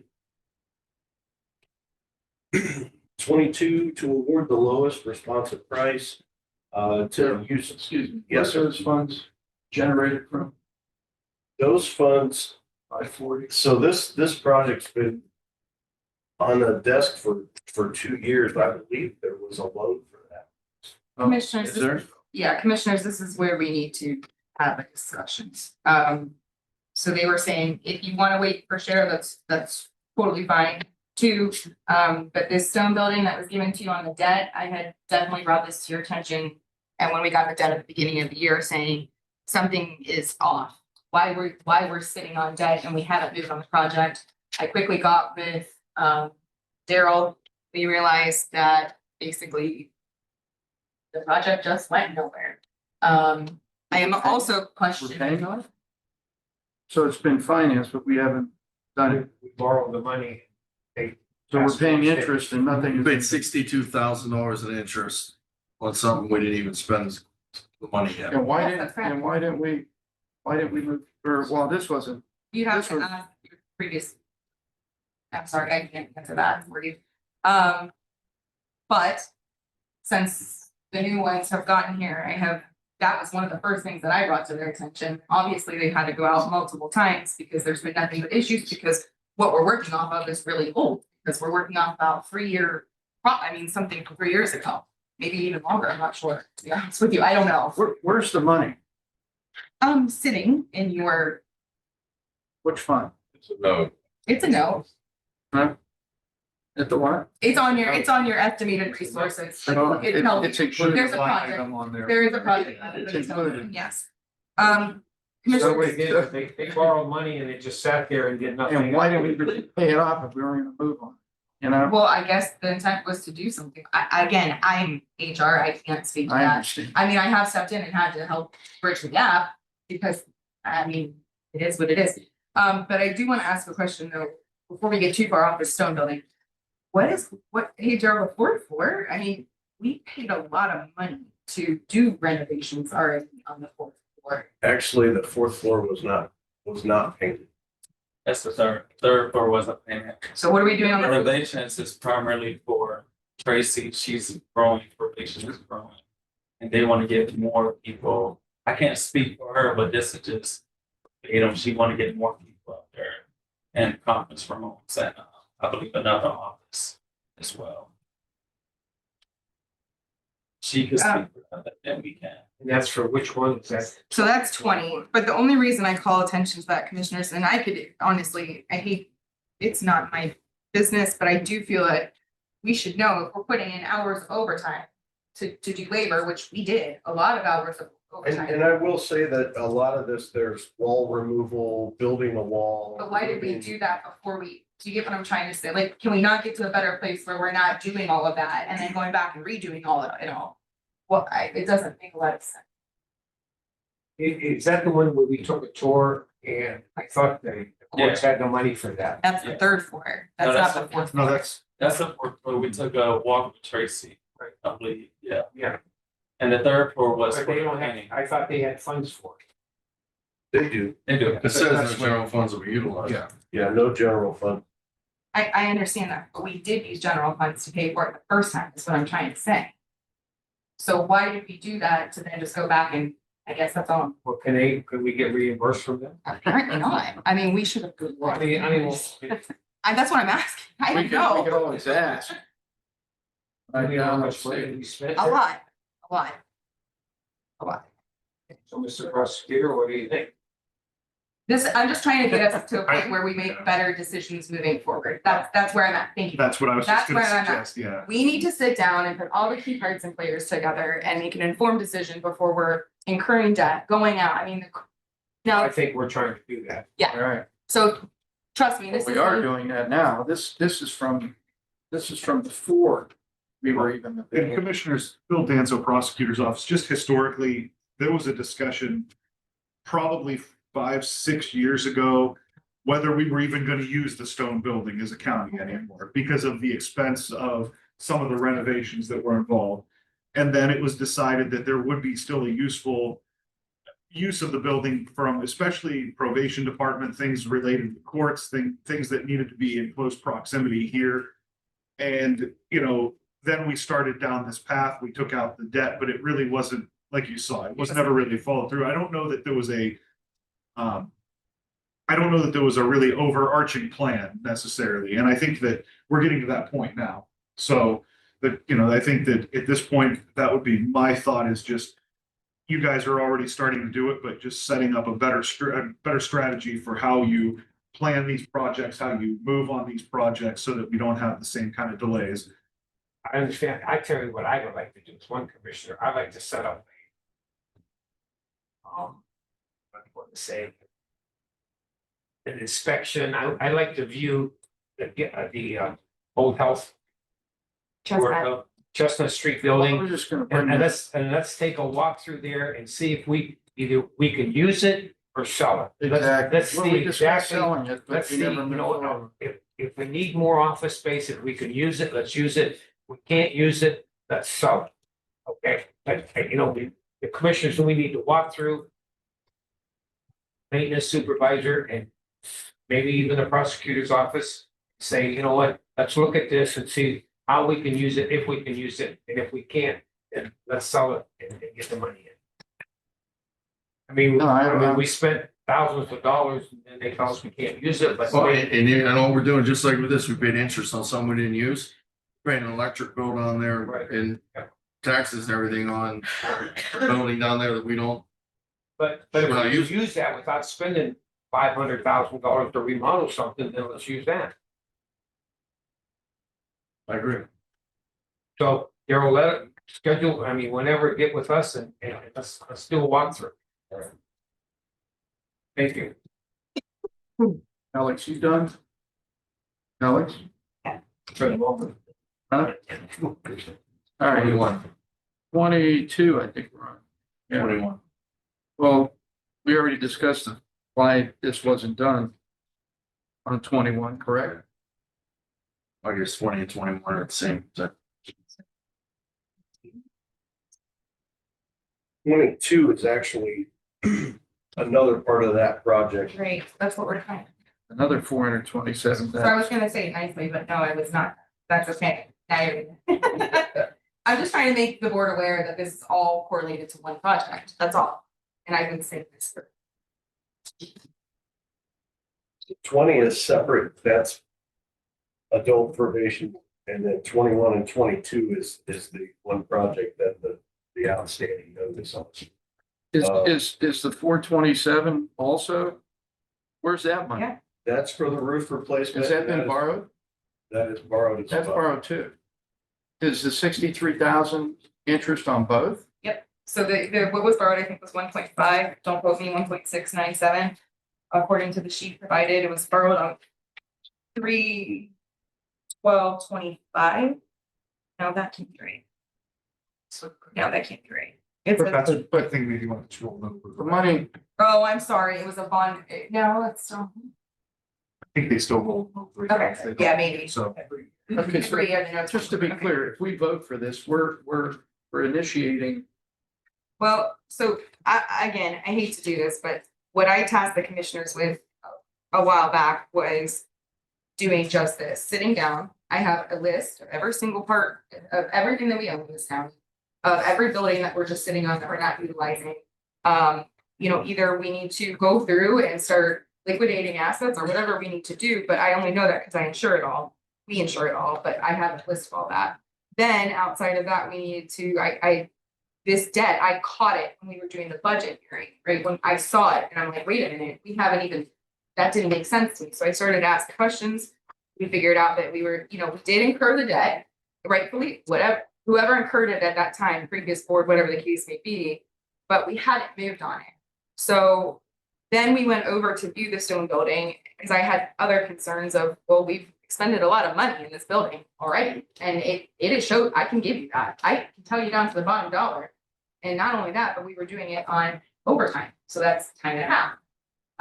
So there's that. And then I started to ask the questions. And that was all approved by the Previous, yeah. So maintenance supervisor.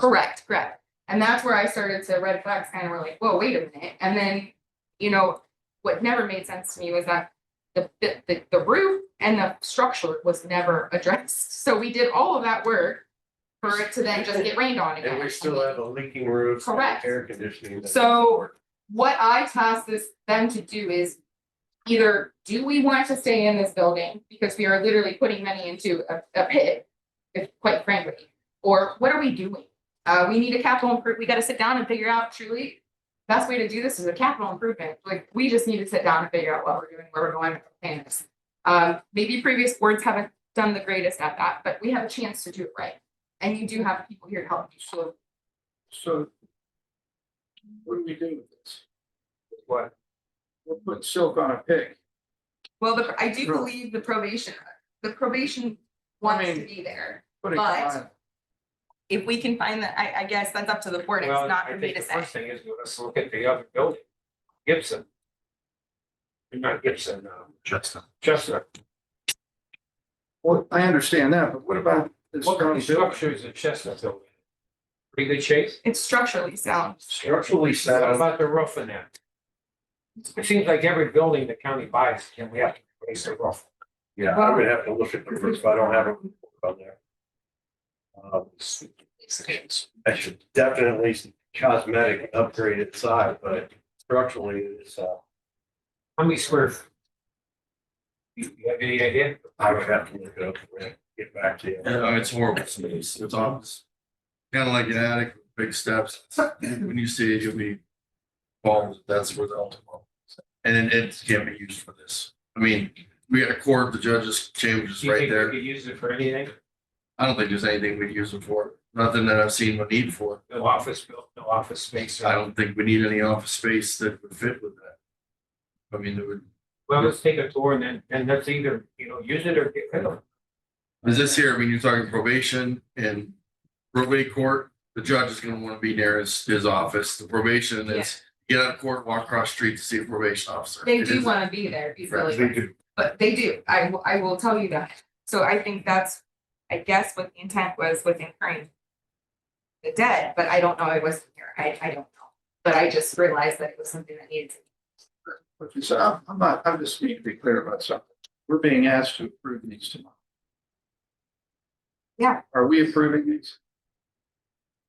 We've already got the money, the loan. We already got the I money to know. pay for it all. We just got to find someone to do the work now. Let's get the Architecture work. is going, you know. Well, my question is, if it's 2 or 3 years.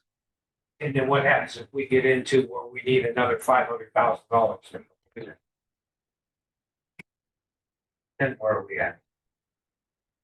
The more we prolong these projects, the worse, I get that, I understand that, but we approved 1,200,000, we need 1,900,000. Have to say, okay, Well, we've already, I don't know how much we've already sung into there. We've already sunk between us and the court. We've already sunk a pretty penny into it. I guess like we're in a no-win situation. In that situation, we're in the building we tore down over there. They bought it. Took years to buy it and then tore it down and now it's a grassy area I after just want to spending. bring that out, so in case we get into that situation, it's not put on us, it's like, what, we're trying to make decent situation out of a bad situation. I also have another just question, and maybe just terminology. Bill Danso, prosecutor's office. Were both of these projects, they were both set out as competitive bids, right? They were actually advertised as sealed bids and opened with the bid opening and everything. Yeah. Okay, I just think we may want to be clear on that because they both say price quotes. And I think just to be clear for future audit purposes, we should say, that we're awarding the lowest and best bid on those, just to be clear that they were actually bid out under that statute. Well, that's the other question I had. Are these old, are these bids old or are these current? These bids are new. These are new? These ones are. Yeah, the project's been on his desk for 2 years. So these are current price? That's current price. So then what I said about going from 1.2 to 1.9 shouldn't exist now. No, we're still, it looks like we're still. We're within actually 1.6. under right now with these. But Well, that's because the original scope was much larger. Just to be clear, I'm sorry. but just to be clear though, they were recently bid out? Yes. Okay, I was gonna say, we're not relying on bids from 2 years ago. That's Absolutely. Okay, because I don't think we were really involved in the bid process on this one. I just wanted to make sure, so. Yeah, this was architects, it was handled through CJL Okay, and and they prepared the specs and they stuff. prepared the spec. Yeah, They had at least done that much, but. yeah, I just wanted to make sure, like wording wise, that we're, That was actually, Alex, that was not done. Oh, that was not done, we went back, right. We went back and updated everything, redid Yeah. everything. So we spent. past- So there was an original set process in mind, and obviously we went, and it just didn't make any sense. So it was, you went through that again. Yes. So to what you're saying, Mr. Gaines, on 21 where it says responsible only price quote, that was a price bid. yeah, I would just change it to say to award the lowest and best bid, which is just being clear that it was actually competitively bid, that's all, instead of price quote. Okay, no discussion there. Diane? Been patiently pacing the floor. Yeah, well, I can't sit that long. Huh? Sorry, I can't sit that long. Like a resource. Item number 23 is to rescind contract that we recently awarded Diane, Senior Living Industry. This is to rescind the recent contract that we awarded to Clean Choice Maids, finding out that they did not have the Ohio Health Department non-medical home health service license, even though their contract for their proposal they submitted indicated that they were following all federal, state, and local rules. This was brought to our attention by Dave Merkin of Merkin and Associates and also Judy McLaughlin. So appreciate them bringing that to attention. Going to reallocate the funds from that contract to the other three vendors that are currently senior providers. Any question on that? Comments? We've already discussed all that. Number 24 is regarding the Trumbull County Transit operating and financial report. I just want to give you our quarterly figures. One for Lisa. This is a summary of where we're at today. We are well within our local match that we promised for the transit system. The local match funding that we did set aside is for a good 3-year period. Fine for now. We expect our system to operate at about $1.4 million. We received 554 from the grant, leaving us a net $900,000 to our system. Our local match promise is $1.1 million, so we've got a little wiggle room to expand our transit system. That's number 24. Michael will give you the operational side of it, but I'd like to jump to item number 26, which is the authorizing the president of the board to sign Ohio Grant SFY 2027 that we're working on for ODOT for the local match certification. So that's what item number 26 we just agreed to be able to sign that document. I'm going to give that document to Christina so that once the agenda item is hopefully approved tomorrow, then she can get Rick to sign it at tomorrow's meeting. We need to turn this over by November 15th, I believe. Mike. Thank you, Diane. Continue with the operating report.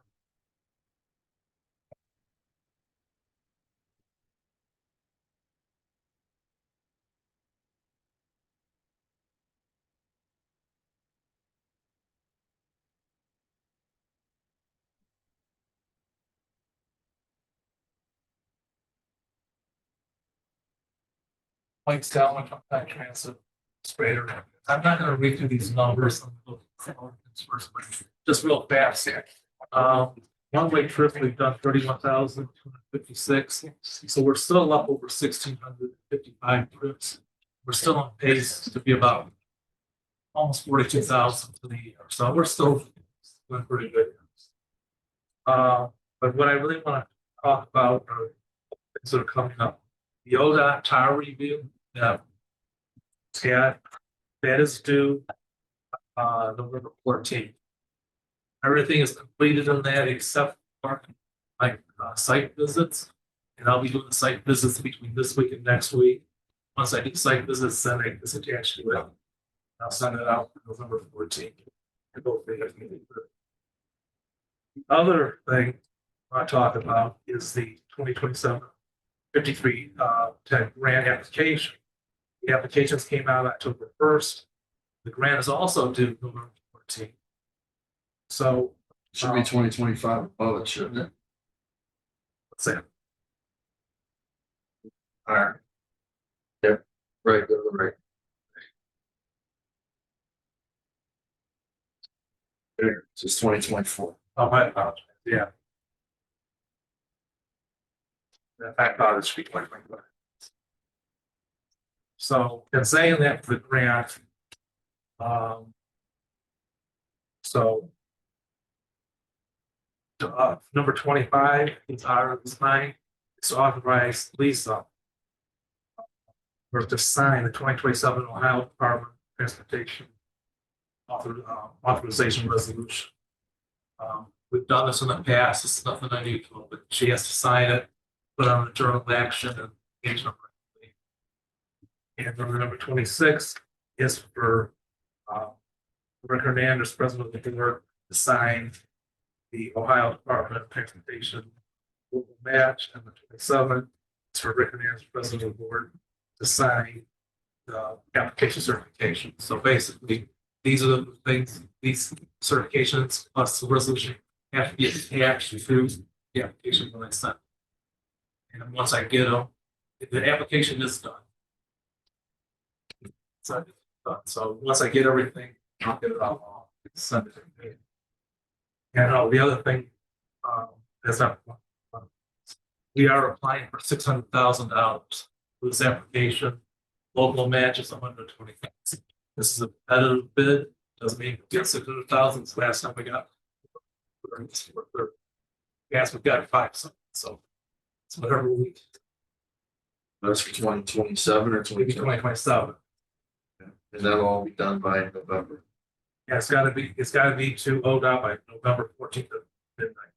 So yes, once I get your signatures on the things, get it out. I just want to be clear, Bill Danso, prosecutor's office, on number 25. If this is the, like it's just if this is a like certification of an agenda item, that would be something that the clerk would absolutely sign off on. But if this is actually a resolution, it's generally we would delegate the president of the board to sign, not the clerk. So I just want to be clear on what that is. So. Okay.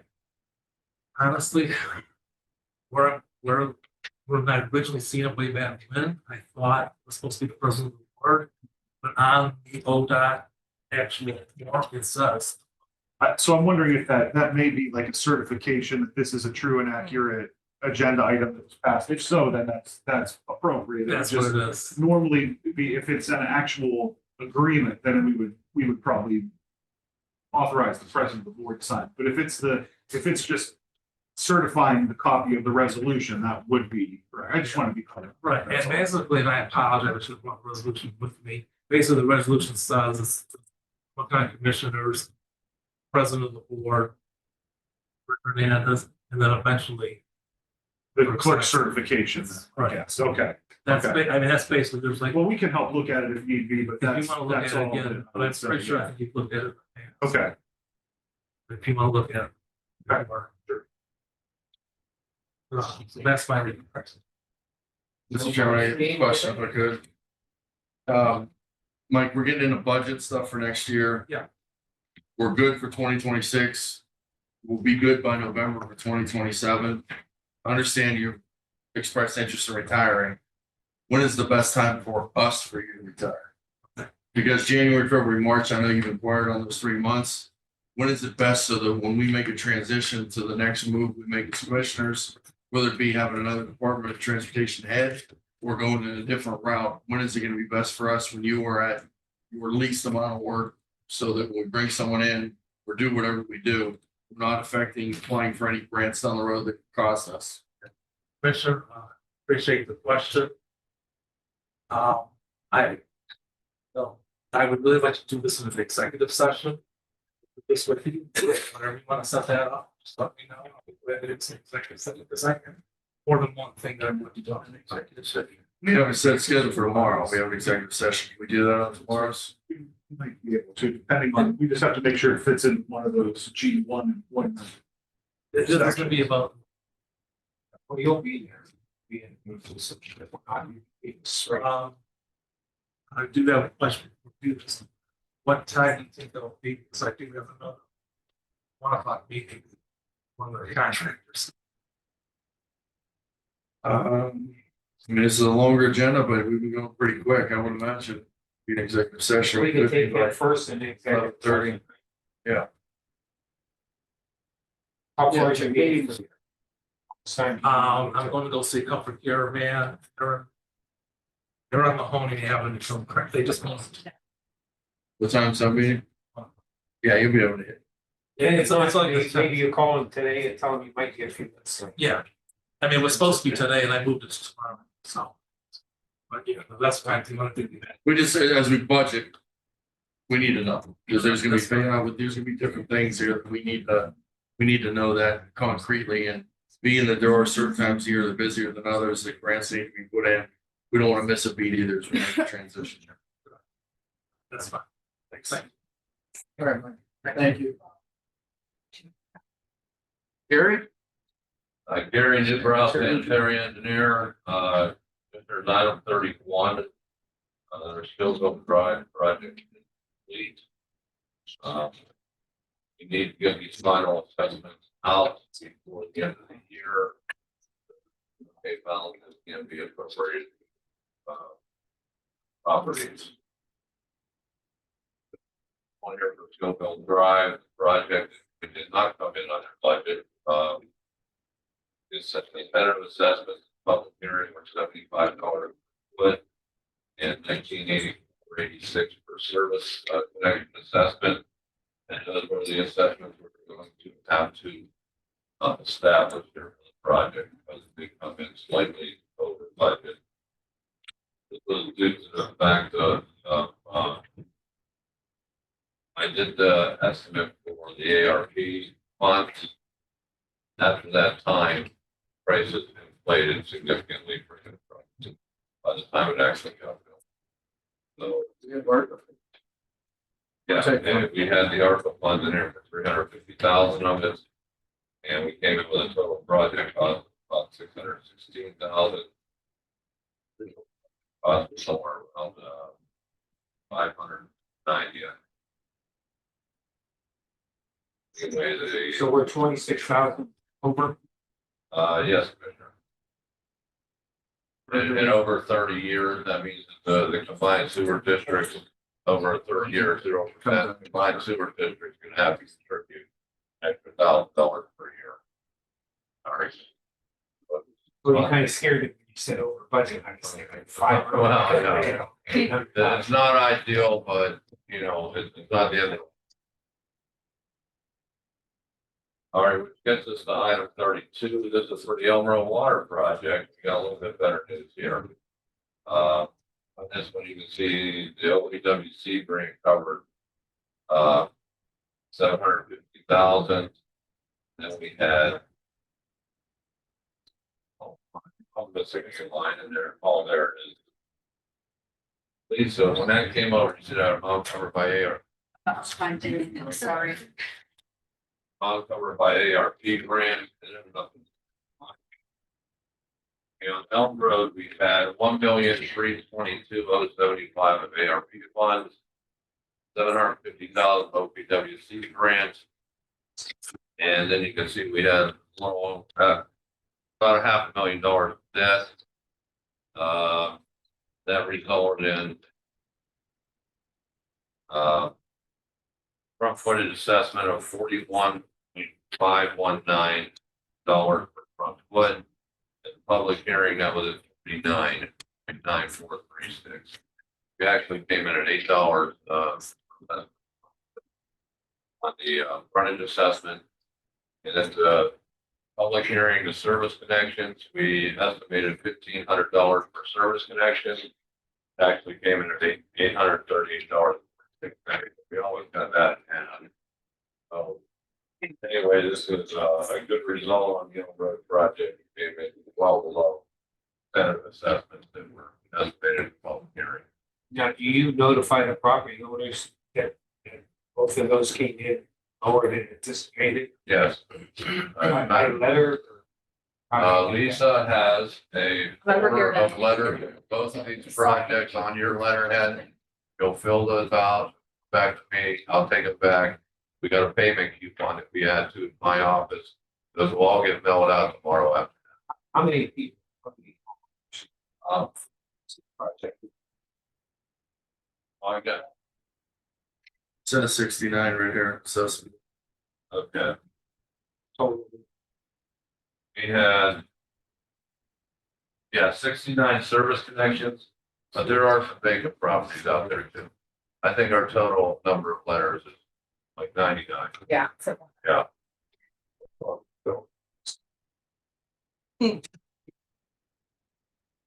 Okay. that'll make people Mazetta happy. All right, Commissioners, one other thing, latest round of OPWC for next year. The integrating committee, we have had our meetings out in Eastgate. And this is the current vote tally. Hopefully this will be finalized next Tuesday. But, you can see the Trumbull County project came out pretty good. Our Caleb Road, which will be Meadowbrook Phase 3, that's out of Ward Township. We placed fourth between the two counties in that for that project, and then you can see Green Drive came in really well. We're in the top 10 there for that one. And the highway engineers, they're also in the funding range also. If you look at that grant running total column, there's about 10.6 million available. So everything else is funded down to about 10.6 million. So cut off somewhere around that other city budget. So our my department and the highway engineers did extremely well with the allocations for district.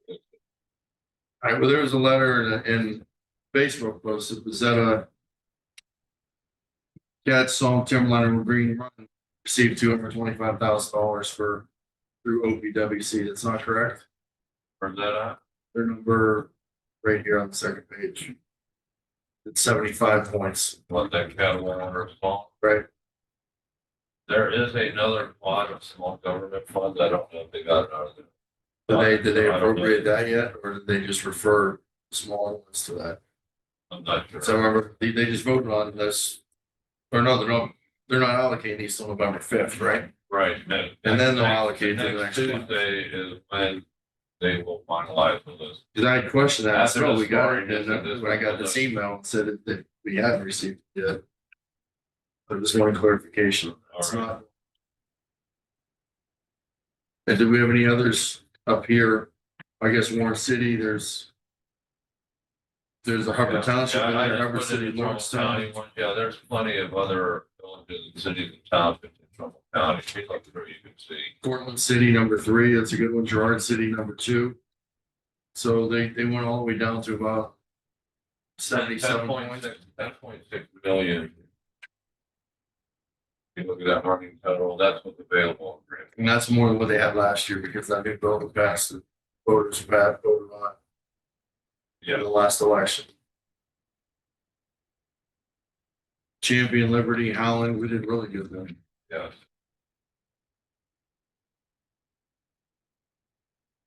If we don't know whether those have been funded, correct? This is the tally, all the projects in our district have been scored. These are the scores. Next Tuesday, we will meet again down at Eastgate, the committee that I'm on. And it is to make the final vote on this tally. On that county, everything. Yeah, and I don't expect anything to change. So they go up to 10.6. Last year we got screwed. We had 2 projects and we were just outside the bubble and we didn't get these sanitary projects. So for instance, we got both of them Was this it year. one of those King Drive last year? That Commissioner? Was one of those? Green Drive. Green Drive did not make it last year. This year it did. Now, do we have to vote on what our priorities are like we did last time? Because last time we voted on the road, bridge. We already did that. Okay. Gary Shaker and I sent you a resolution about 2 weeks ago. Okay. Eliminated these 3 projects. All 3 of them. Perfect. And it's competitive. I was there last year, those meetings, it's competitive. It's gonna be fun. Oh, yes. Everything on the first page. On the second page, everything up to Struthers City. Yeah.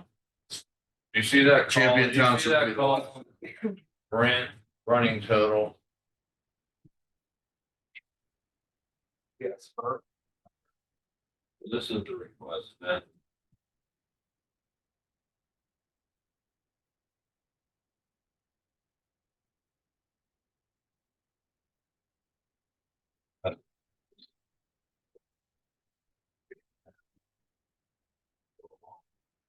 See that?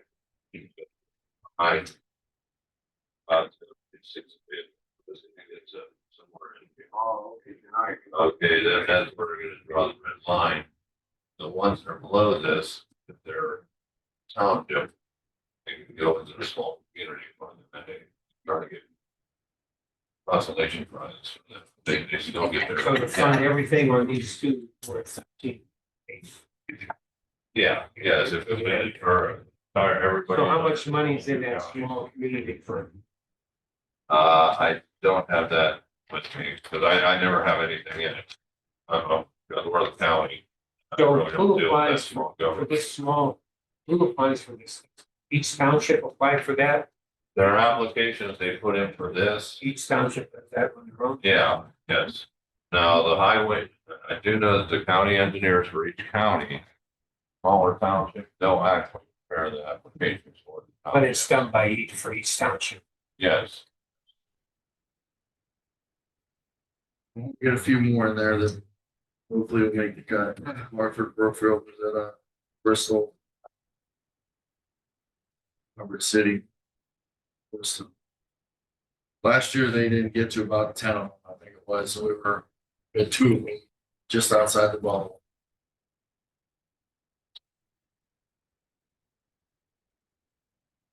King Drive, was that tied, that's tied in. What's some development there, right? That is the area behind the McKinley Heights Fire Station. Yeah, if somebody wants to develop, Yes, and there is a developer, Autoville Real Estate, who has a big piece of property out there. Our objective is not that.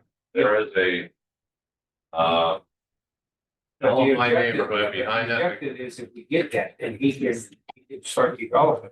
Yeah, no, that is a side benefit of this project. But we do have petitions from the people behind that fire station and the people on Anderson Morris Road and Still Wagon Road up there.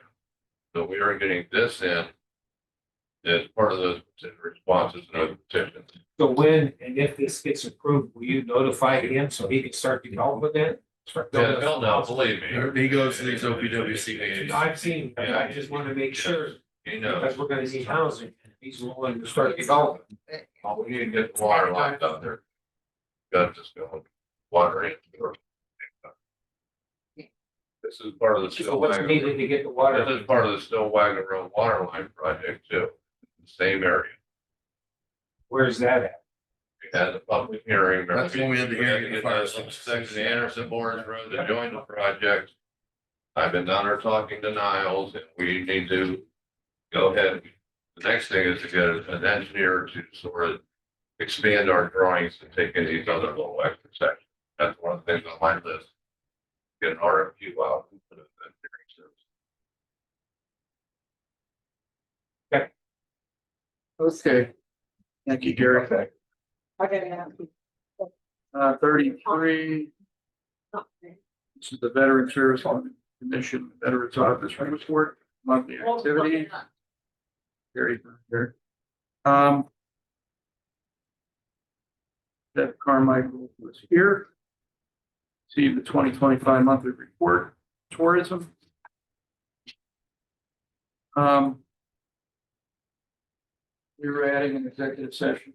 We've already got them on here. Yeah, that's not Mike. That was one I requested. I got one for someone different. This is different. Where is this? Mike, This was put on to cover what, yes, was asked. okay, So this was already taken care of. I would, Yes, so that's why I public employees. okay, so then that would incorporate, I would like to have another executive session with Michelle Goss, the dog pound. The commissioners agree with that?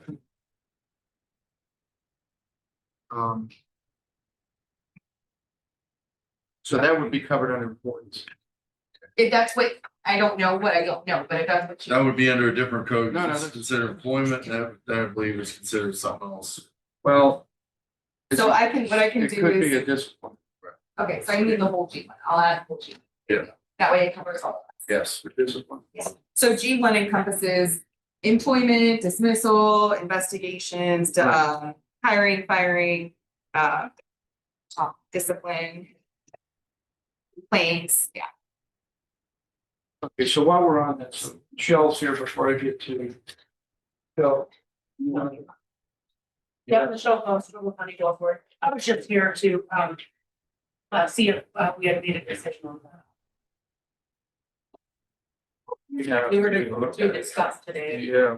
if you guys had decided on who you were going to. We need to have now. You have three present. There's three additional here. I believe that we had mentioned up to 7, right? Is that correct or? Is it up to 7? That 7 7 you had decided on. Okay. We discussed on the 28th, on the 29th, 7 members. I'm not sure we even have enough applications for 7 members. Well, that's that. I didn't receive any. Yeah, but we during- can always name it at a later date. Yeah, absolutely. Christina didn't receive any more.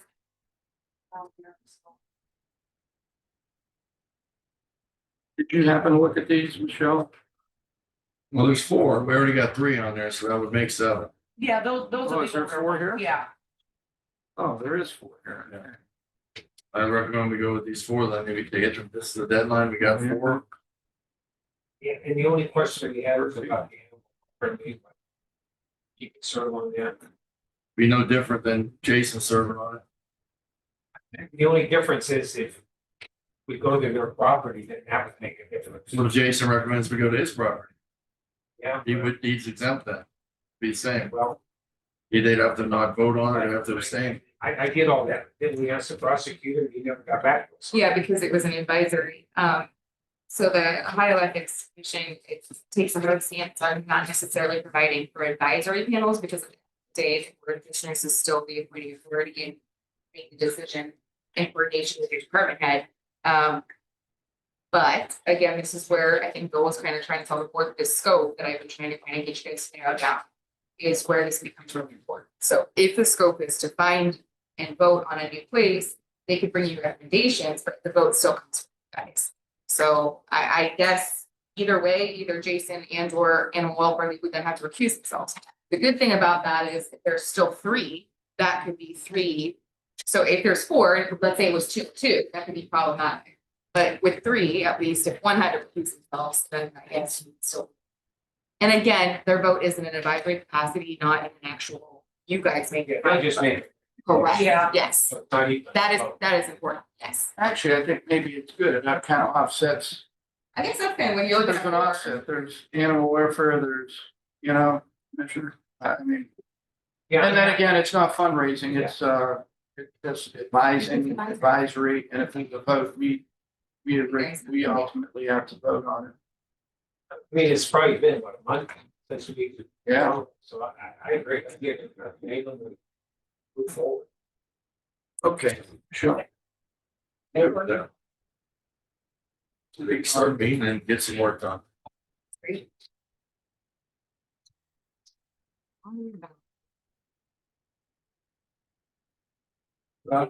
Yes.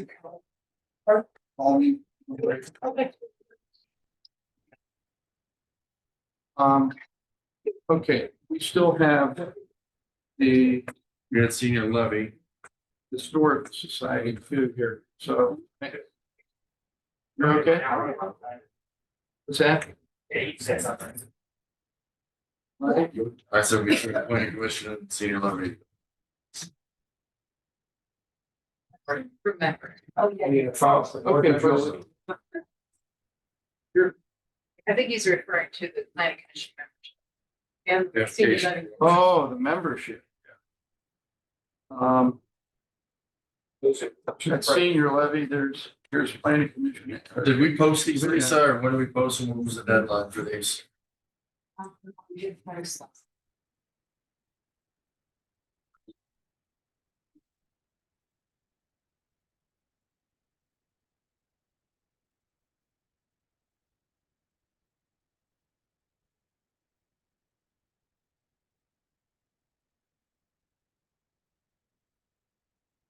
Okay, so Phil wants to continue.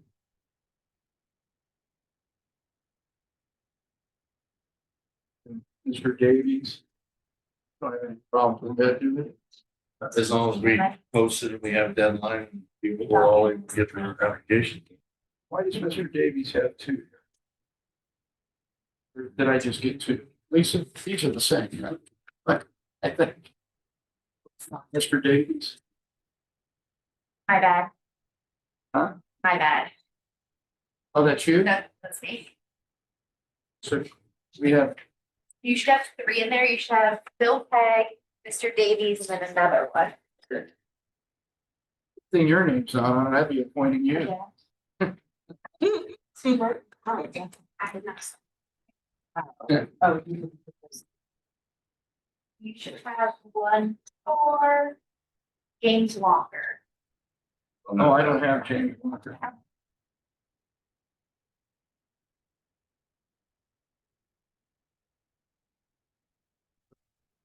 The planning's deadline is Oh, the 19th, 15th. 15th. So then. It's been in for a while. Yeah. It's been in for. Okay.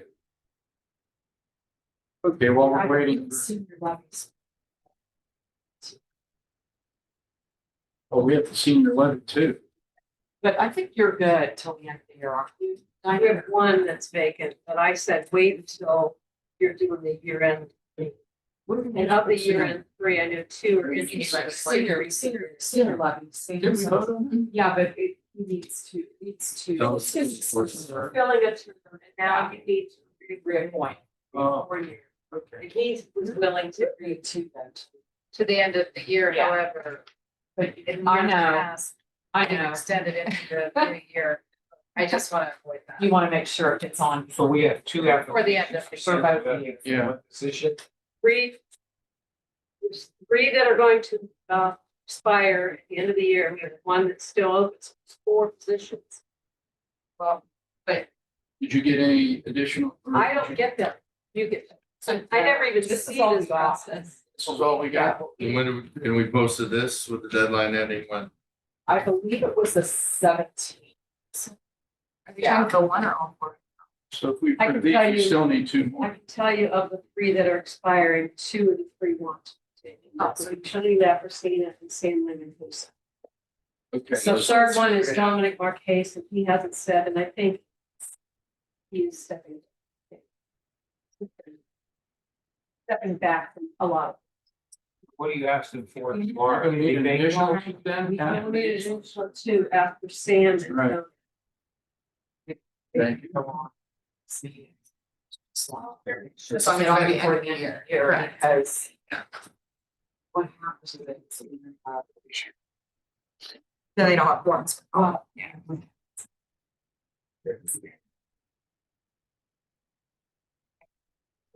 But we also. So these 2 doesn't. Okay. This should be more.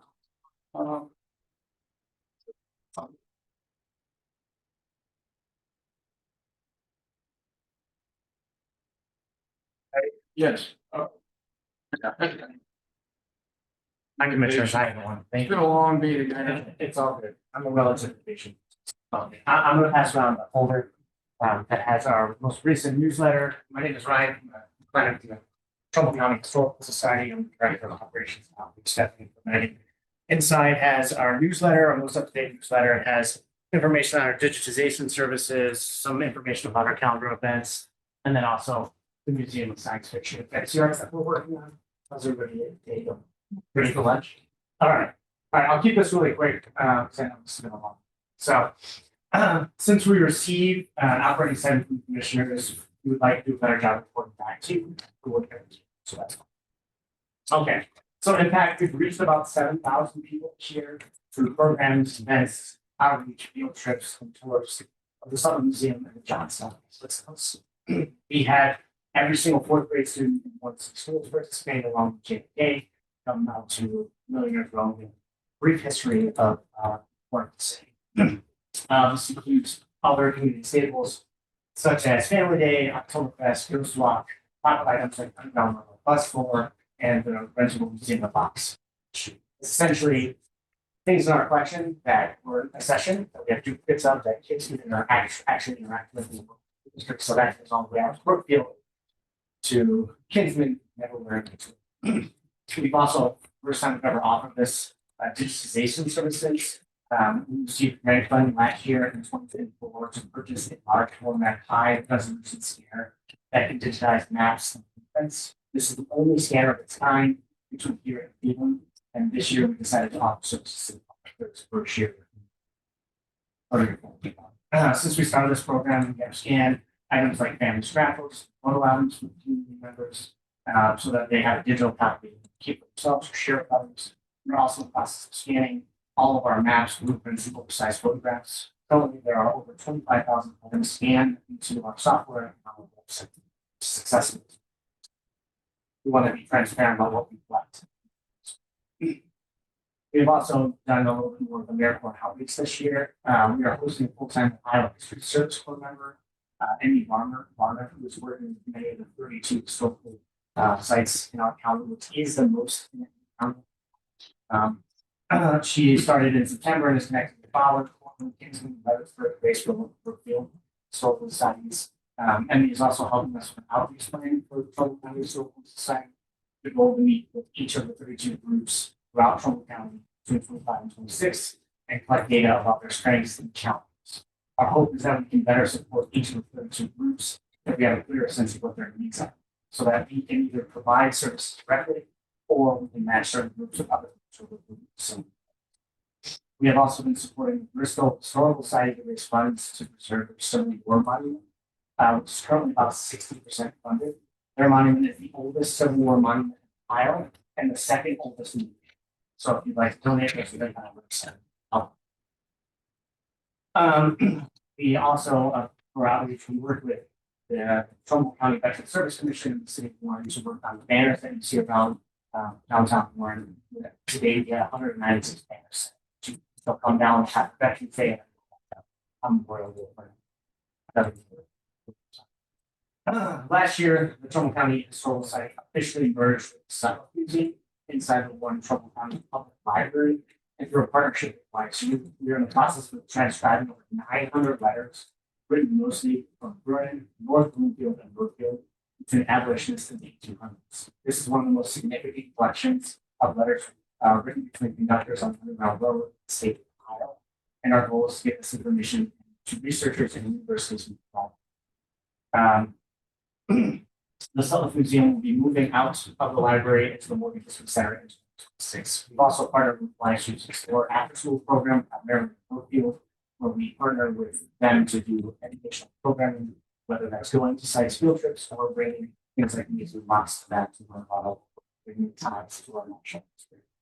Lastly, and most exciting for us, we are working on the Museum of Science Fiction Fantasy Arts. We have raised just about $700,000 of our first $1 million towards design and development, which has allowed us to be developing plans to open for the public. Our goal is to open the first and second floors of the building as well as the basement. And we are starting to apply for funding as a larger opportunity to come up. This past month, we applied for $2.6 million through the Ohio Department of Resources and $2 million in the Appalachian. Each one of those required about 30 letters of recommendation. First one, 15. And those letters came from all over our region, whether that was Mount Union, YSU, or Ballarat, or St. Again, letters of recommendation. Last year, we completed a business plan feasibility study with the Vision Group out of Cleveland. We did an economic development study for the museum. They benchmarked comparative organizations in the country, cross-referenced that data with local cell phone traffic, and are estimating that we should expect around 50,000 visitors. That equates to just about $8.1 million total. As evidence of that, we had a partnership with the Technical Arts Center of Lancaster, Ohio, community. They had a Star Trek exhibit, donated about 15 props to their exhibit, Star Trek, and normally they have about 2,000 visitors to their exhibit. They had over 5,000 in 33 countries. Then we also partnered with COSI. We donated, she rented from us 3 original production draft scripts of Star Wars. They had 65 visitors. So just trying to give you a sense of how impactful and powerful this collection is. Not only us, but to the larger sort of country. All right, that's it. I'm done. You're doing a great job. We appreciate the services. And it's crucial too, as we move forward with economic development. These types of sources are available for those that want to utilize, all these services. You are in competition with Sam Lamkusen for the beard, right? Oh, am I winning? I mean, I think you're gonna become pretty close. Okay. I'll take it. gray up. Oh, Huh? It has to gray up. Gray. Oh, yeah, great, yeah. He's getting a little bit there, distinguished. It's two young kids. It's a distinguished, it's a distinguished. So when you apply for grants. Yes. You receive those money, say like Commissioner Malloy and I, we both have been contact Bristol on the monument there. So is there a chance that they can get some grant money? Say if they're like $5,000 short, where you said. From us, those grants are earmarked for specific projects, specifically Museum of Science Fiction and Fantasy, those larger grants. Generally speaking, that's not how. So it's 5,000 a large amount. For that project, I would say that that's a large amount, yes. But So- it varies on project. So would you be able to get them any money at all? To get that down? So potentially, but unfortunately, those grants that we applied for are specifically specific projects. So that money is going to be allocated, if we receive it, to those projects. It's not going to take That's for this year, right? Well, we'll find out about one of them hopefully in March, and the other one quite a bit further out. So you can't apply for another grant for that specific help monument? Not yet. And a lot of the grant funding sources for the state of Ohio, the Ohio Humanities, Ohio Arts Council have actually been suspected. So government funding, most of them are government funded or state funded, so suspended.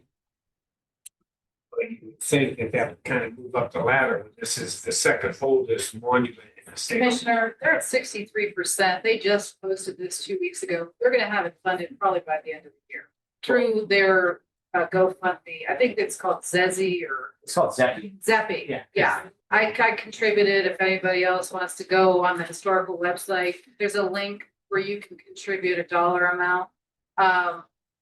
I really think that it will be funded through this crowdsourcing app that has been posted by the Historical Society in partnership with, is it Bristol? Yeah. Historical Society. They've been fantastic. Zeppy's really fantastic site. They don't charge us any fees and they don't charge any fees. So it's amazing. I saw a donor anonymously donated $5,000 to it. So if that gives anyone any idea. This one project? For the Civil War monument, yes. Okay. We're happy to. Anything else? No, that's great. Thank you. Thank you for allowing me. Appreciate it. Yeah, thank you for your patience. Oh, of course. For a long meeting. Okay. Okay, we have Tianlin. Yeah. I believe that's. Name thing. Yes. Tianlin? Yes. You started Chinese before? No, I have a Spanish name, but no Spanish. I not have this anymore. Oh, no, that's okay. Well, Yeah, but maybe. Because Lisa is email to me. And the list of areas that Chinese is coming in the thread, the word. I'm talking about this is a very important issue we have been trying to traveling around the Ohio counties. Inform. The Chinese Communist Party started the persecution of practitioners 26 years. And over 100 million people have been persecuted. They are arrested, beaten up, and kicked out of school, out of job, no income, and everybody is so serious. They are even often harvesting people, just kill people. This is no fun. This is very serious. People who want some Chen Taimin, he was often harvested from here back to here, 14 inches over his back, and his liver and lung is partially often harvested. just before he was taken again, again, he escaped. And with the help of U.S. Undersecretary of the State Department, he was able to come to the U.S. in Washington, D.C. and then in New York. But he's not safe at all because he's chased, followed, and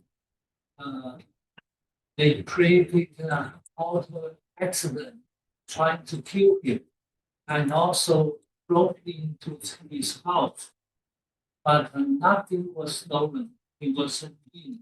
They tried to simply kill him because he's the only survivor at that time that are in open housing. Yet in OSU, Ohio, Columbus, Trumbull practitioners just have to come with the 3 words: truthfulness, compassion, and forbearance on it. Then their costly is time slash program. And the Chinese Communist Party is the propaganda to brainwash China in the last 76 years. And they extend the outside world. They spend $7 billion each year on Chinese media. And now 95% of the Chinese media, newspaper, radio, TV, all being controlled by the Chinese Communist Party. And even though Chinese have immigrated to these countries for 30, 40, 50 years, they are still embraced with Chinese ideology. For instance, there's one man called John Chen.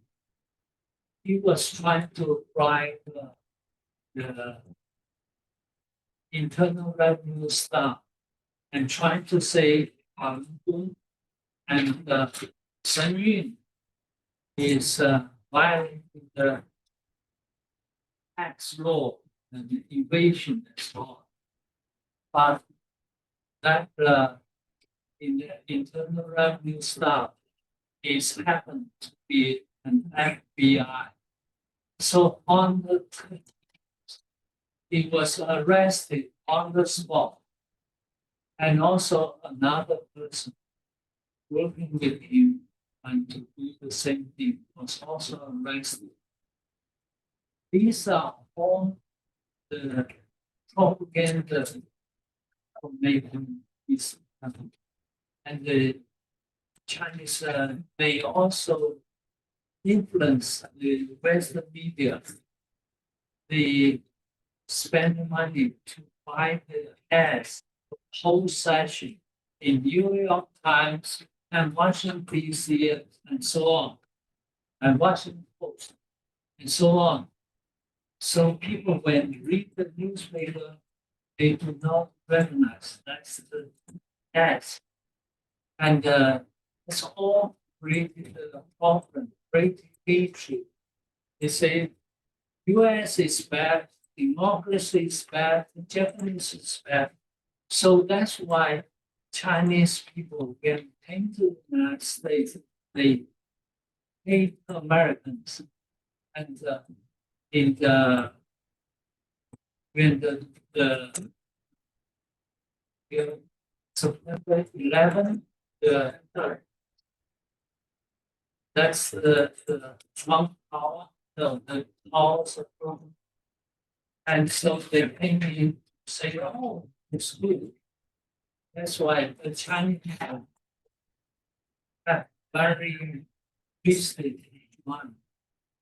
And actually, they have mass shooting threat and bomb shooting threat. And Shen Yun gave 800 performances in 200 cities each year. But during last year and this year, Chinese Communist Party sent their spies and make 250 bomb threats to theaters and also mass shooting threats in 40 countries. That's a very serious. In February, the Kennedy Center was performing the singing received the bombing. And also in Cincinnati, and in February, was also performing singing. They make the force fire alarm just next to the performing center. So the made fire engines go there, only one there's nothing there. And then another day they said next building is on fire. Another 8, 9 engines blocked the way. It just interfered this performance. This performance is so good. Each year, about million people unfortunately enjoy it. I do not know whether you have seen it. It's very, very talented and ordinary feeling about it. Other Chinese Communist Party is everything nice, free hatred, also free to violence. It's yeah. So what can we do? That's good. Yeah. I think now you should assign anybody try to all the states, the federal senate to senate, the federal senate to pass an act SA-17. This is Foreign Protection Act because this act Already passed on the is state. already passed on the House, but just with Senate pass. If passed, then those organ harvesting and persecuted foreign, they are not allowed to come here. They are isolated in the US will be confiscated. You still have family there? Yeah. And How long have you actually, been I here? received almost 40 4 years? 40 Oh, you've years. been We here are 40? here, Oh, okay. and now I'm 70. Now you're almost 70? Yeah. You look 30. We've been here since like 2006. I mean, like No. 1988. It was here. But we've been here since 2006. We don't all citizens so nice here. We don't want everybody's to like we did. You know, the persecution in China, but not limited in China. They are here at home. That's why we are realizing we have to stand up. These Are they in Ohio, they in New York, or in Washington, New York? anywhere around. the world. Not only I- America, even Yeah, Africa. I have just I have personally received 2 death threats with and also one day my wife was at home just Cell phone. no, So I guess my wife was upstairs at my home. She was sending a message. But in Chinese, and it's a picture of Mao Zedong's, you know. Yeah, that's the founder of the Chinese Communist. And so that's, and she's trying to show the picture. in Chinese, see, and because she say that I sent the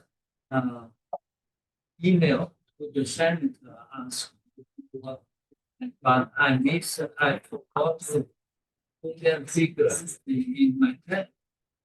And she's reminding me, and then we see the message saying, not, nobody sent any contact information to send it poor, and you are only poor people can your contact send and so on, and then say your relatives in China will be in danger. And so is the Chinese. So SA 17, No, not eight, SA 8. 817. Yeah, I will send you the, Because we do have to finish up a meeting here. We have another meeting. So basically, what you're trying to just establish that not all Chinese is bad, it's the Chinese Communist Party, is what we have to watch for. perfect. Right, that's And what we're trying to know. asking for help for, that we understand the difference. But be careful if you have a Chinese colleague. Even though she or he is very kind, but when she and you ask her opinion, she may stand automatically about Chinese Communist Party side. That's So the most of people in China, they come to here, they don't speak English well like us. And they don't really read newspaper or even on mainstream medias. So they still keep reading Chinese. So they say Sunny is bad, Falun is bad, so many. We have the event in Cleveland Community Foundation. Everything when we are first 2 years, and then tomorrow we are going to have the event, 6 o'clock in the evening. I received the email saying sorry, the event was canceled. Why? Because their Asia advisory board, there is a doctor. She is Chinese. She said foreign is political, saying Sunny is political, so cancel. And this happens to many places. Yeah. And just to let you know one thing. Yes. We have another meeting. I'm sorry, we have another meeting, but we appreciate you coming and presentation, and we will reach out to the senator. Well, it would probably be Moreno staff. Marino. Yeah. And also Houston. Yeah, Houston, John Houston. Okay. Thank you very much. Thank you, Lauren. Safe travels back home. Thank you. And blessings to you and your on your ways. Okay. All right, thank you very much, everybody. That's it. Thank you for your. They Yeah, all one house, they even 1 day, 2 day, 5 day. They infant, they want. The other thing. We haven't heard from Randy Law about coming over. He texted me. Very short staff. He texted me and I'll just give you his words.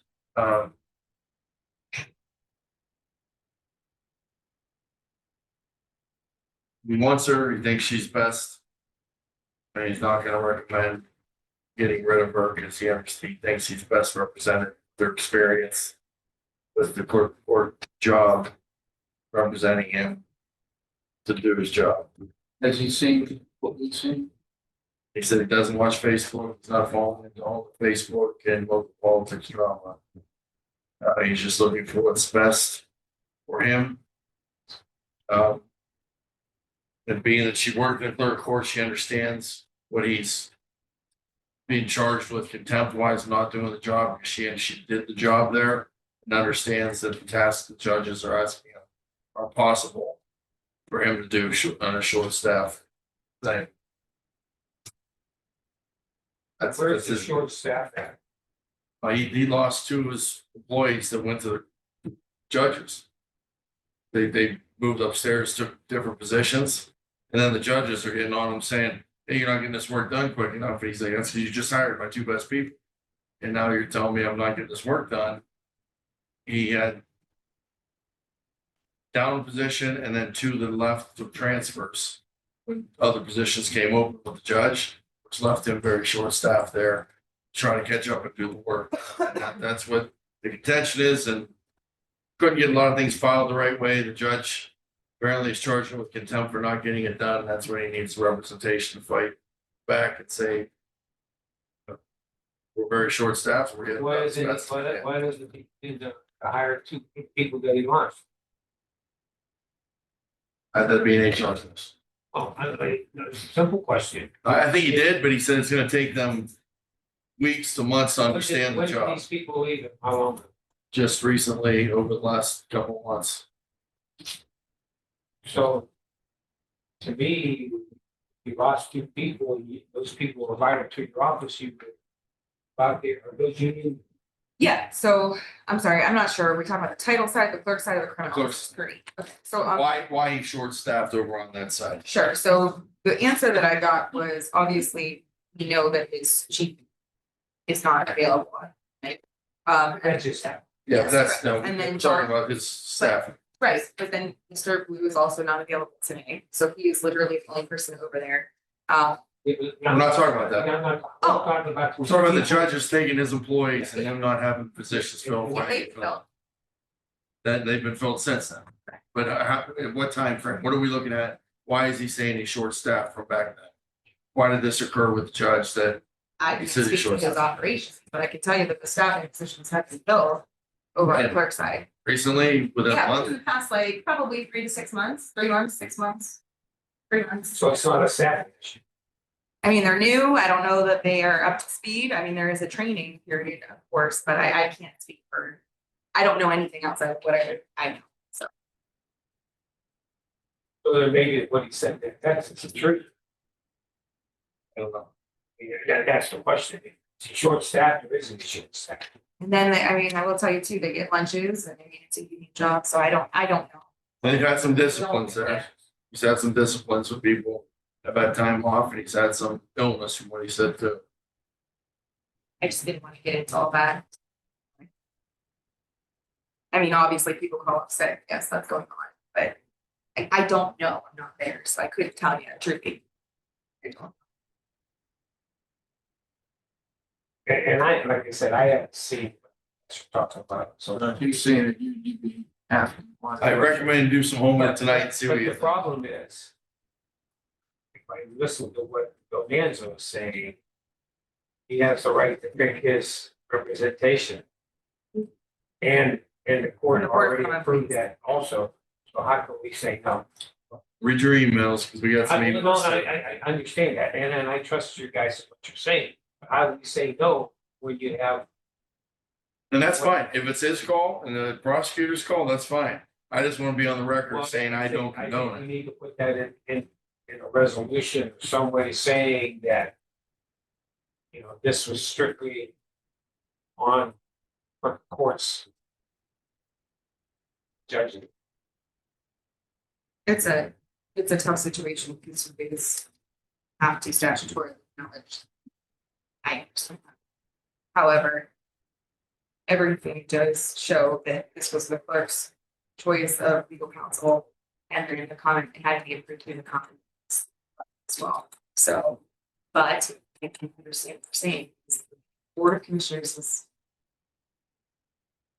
to exactly. So I understand. Yep, we don't have recourse. If we say no, we can't say no. We're guilty, right? Yeah, He so. didn't exactly say that. He said he'd have to. Well, yeah, you have to go through Randy and the comment, please. So it would be, I'm just throwing this out there, it'd be a bigger united front if you guys, if the board and Randy was on the same page at step 1. If you're not on the same page, then you're gonna go over to the administrative judge and common court, police court, and you're gonna have to take it up with, which then you're now putting 2 other elected officials in this job. So now we just went from 2, I'm just being honest, I deal with this with the lawsuits. I just think You know, I don't know. we've had so much drama over the last 4 years. We're doing really good as a board of 3 commissioners here.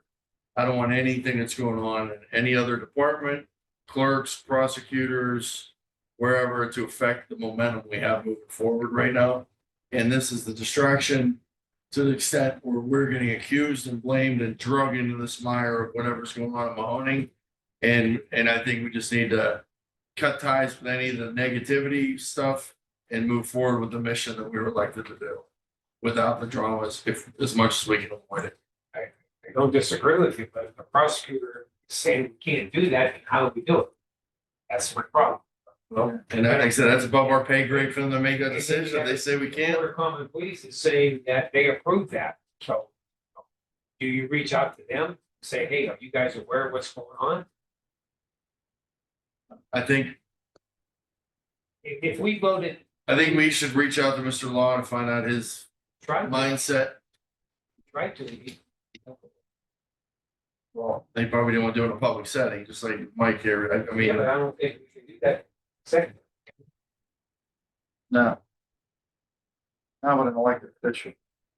I don't think. well, we could regulate. It's just the reason for it. I don't know. I don't know, because obviously I don't know what I don't know, but if it's pending an imminent court action, so if there's an actual lawsuit or something on the table, there is an executive session for that. I'm not saying, please don't misconstrue it. I'm not saying that that fits this because, That doesn't involve us. right, I don't know, the pending and imminent action isn't against the board of commissioners. That's the problem, right? So it's between who it's between. And this is just a convoluted process. I think what we do tomorrow is, well, you should make a public statement that. Opposed to this, but circumstances, you can do about it. I did, if this thing just turns bad, which I just got the gut feeling that this circus is gonna continue. And I've been a part of a circus for 2 years of my term. And so, and the staff Where do here I for find 4 this? years. Just on. I will tell you, get you a reference for this, I'm with the circus. I didn't come to see. right? Right. You know, and when you're trying to get rid of a circus, you don't import more. I'm with the circus. I didn't come to see it. So. All right, well, we'll have to discuss that. And we'll have to discuss with Daniel too, if there is a executive session for pending possible litigation or possible, if there's something that fits that, maybe we can.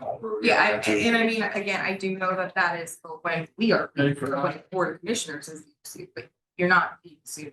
I know of, again, maybe there's something I don't know. But I- the standard they say could result in action from them against us for retracting it, and that shows me that there's, could be.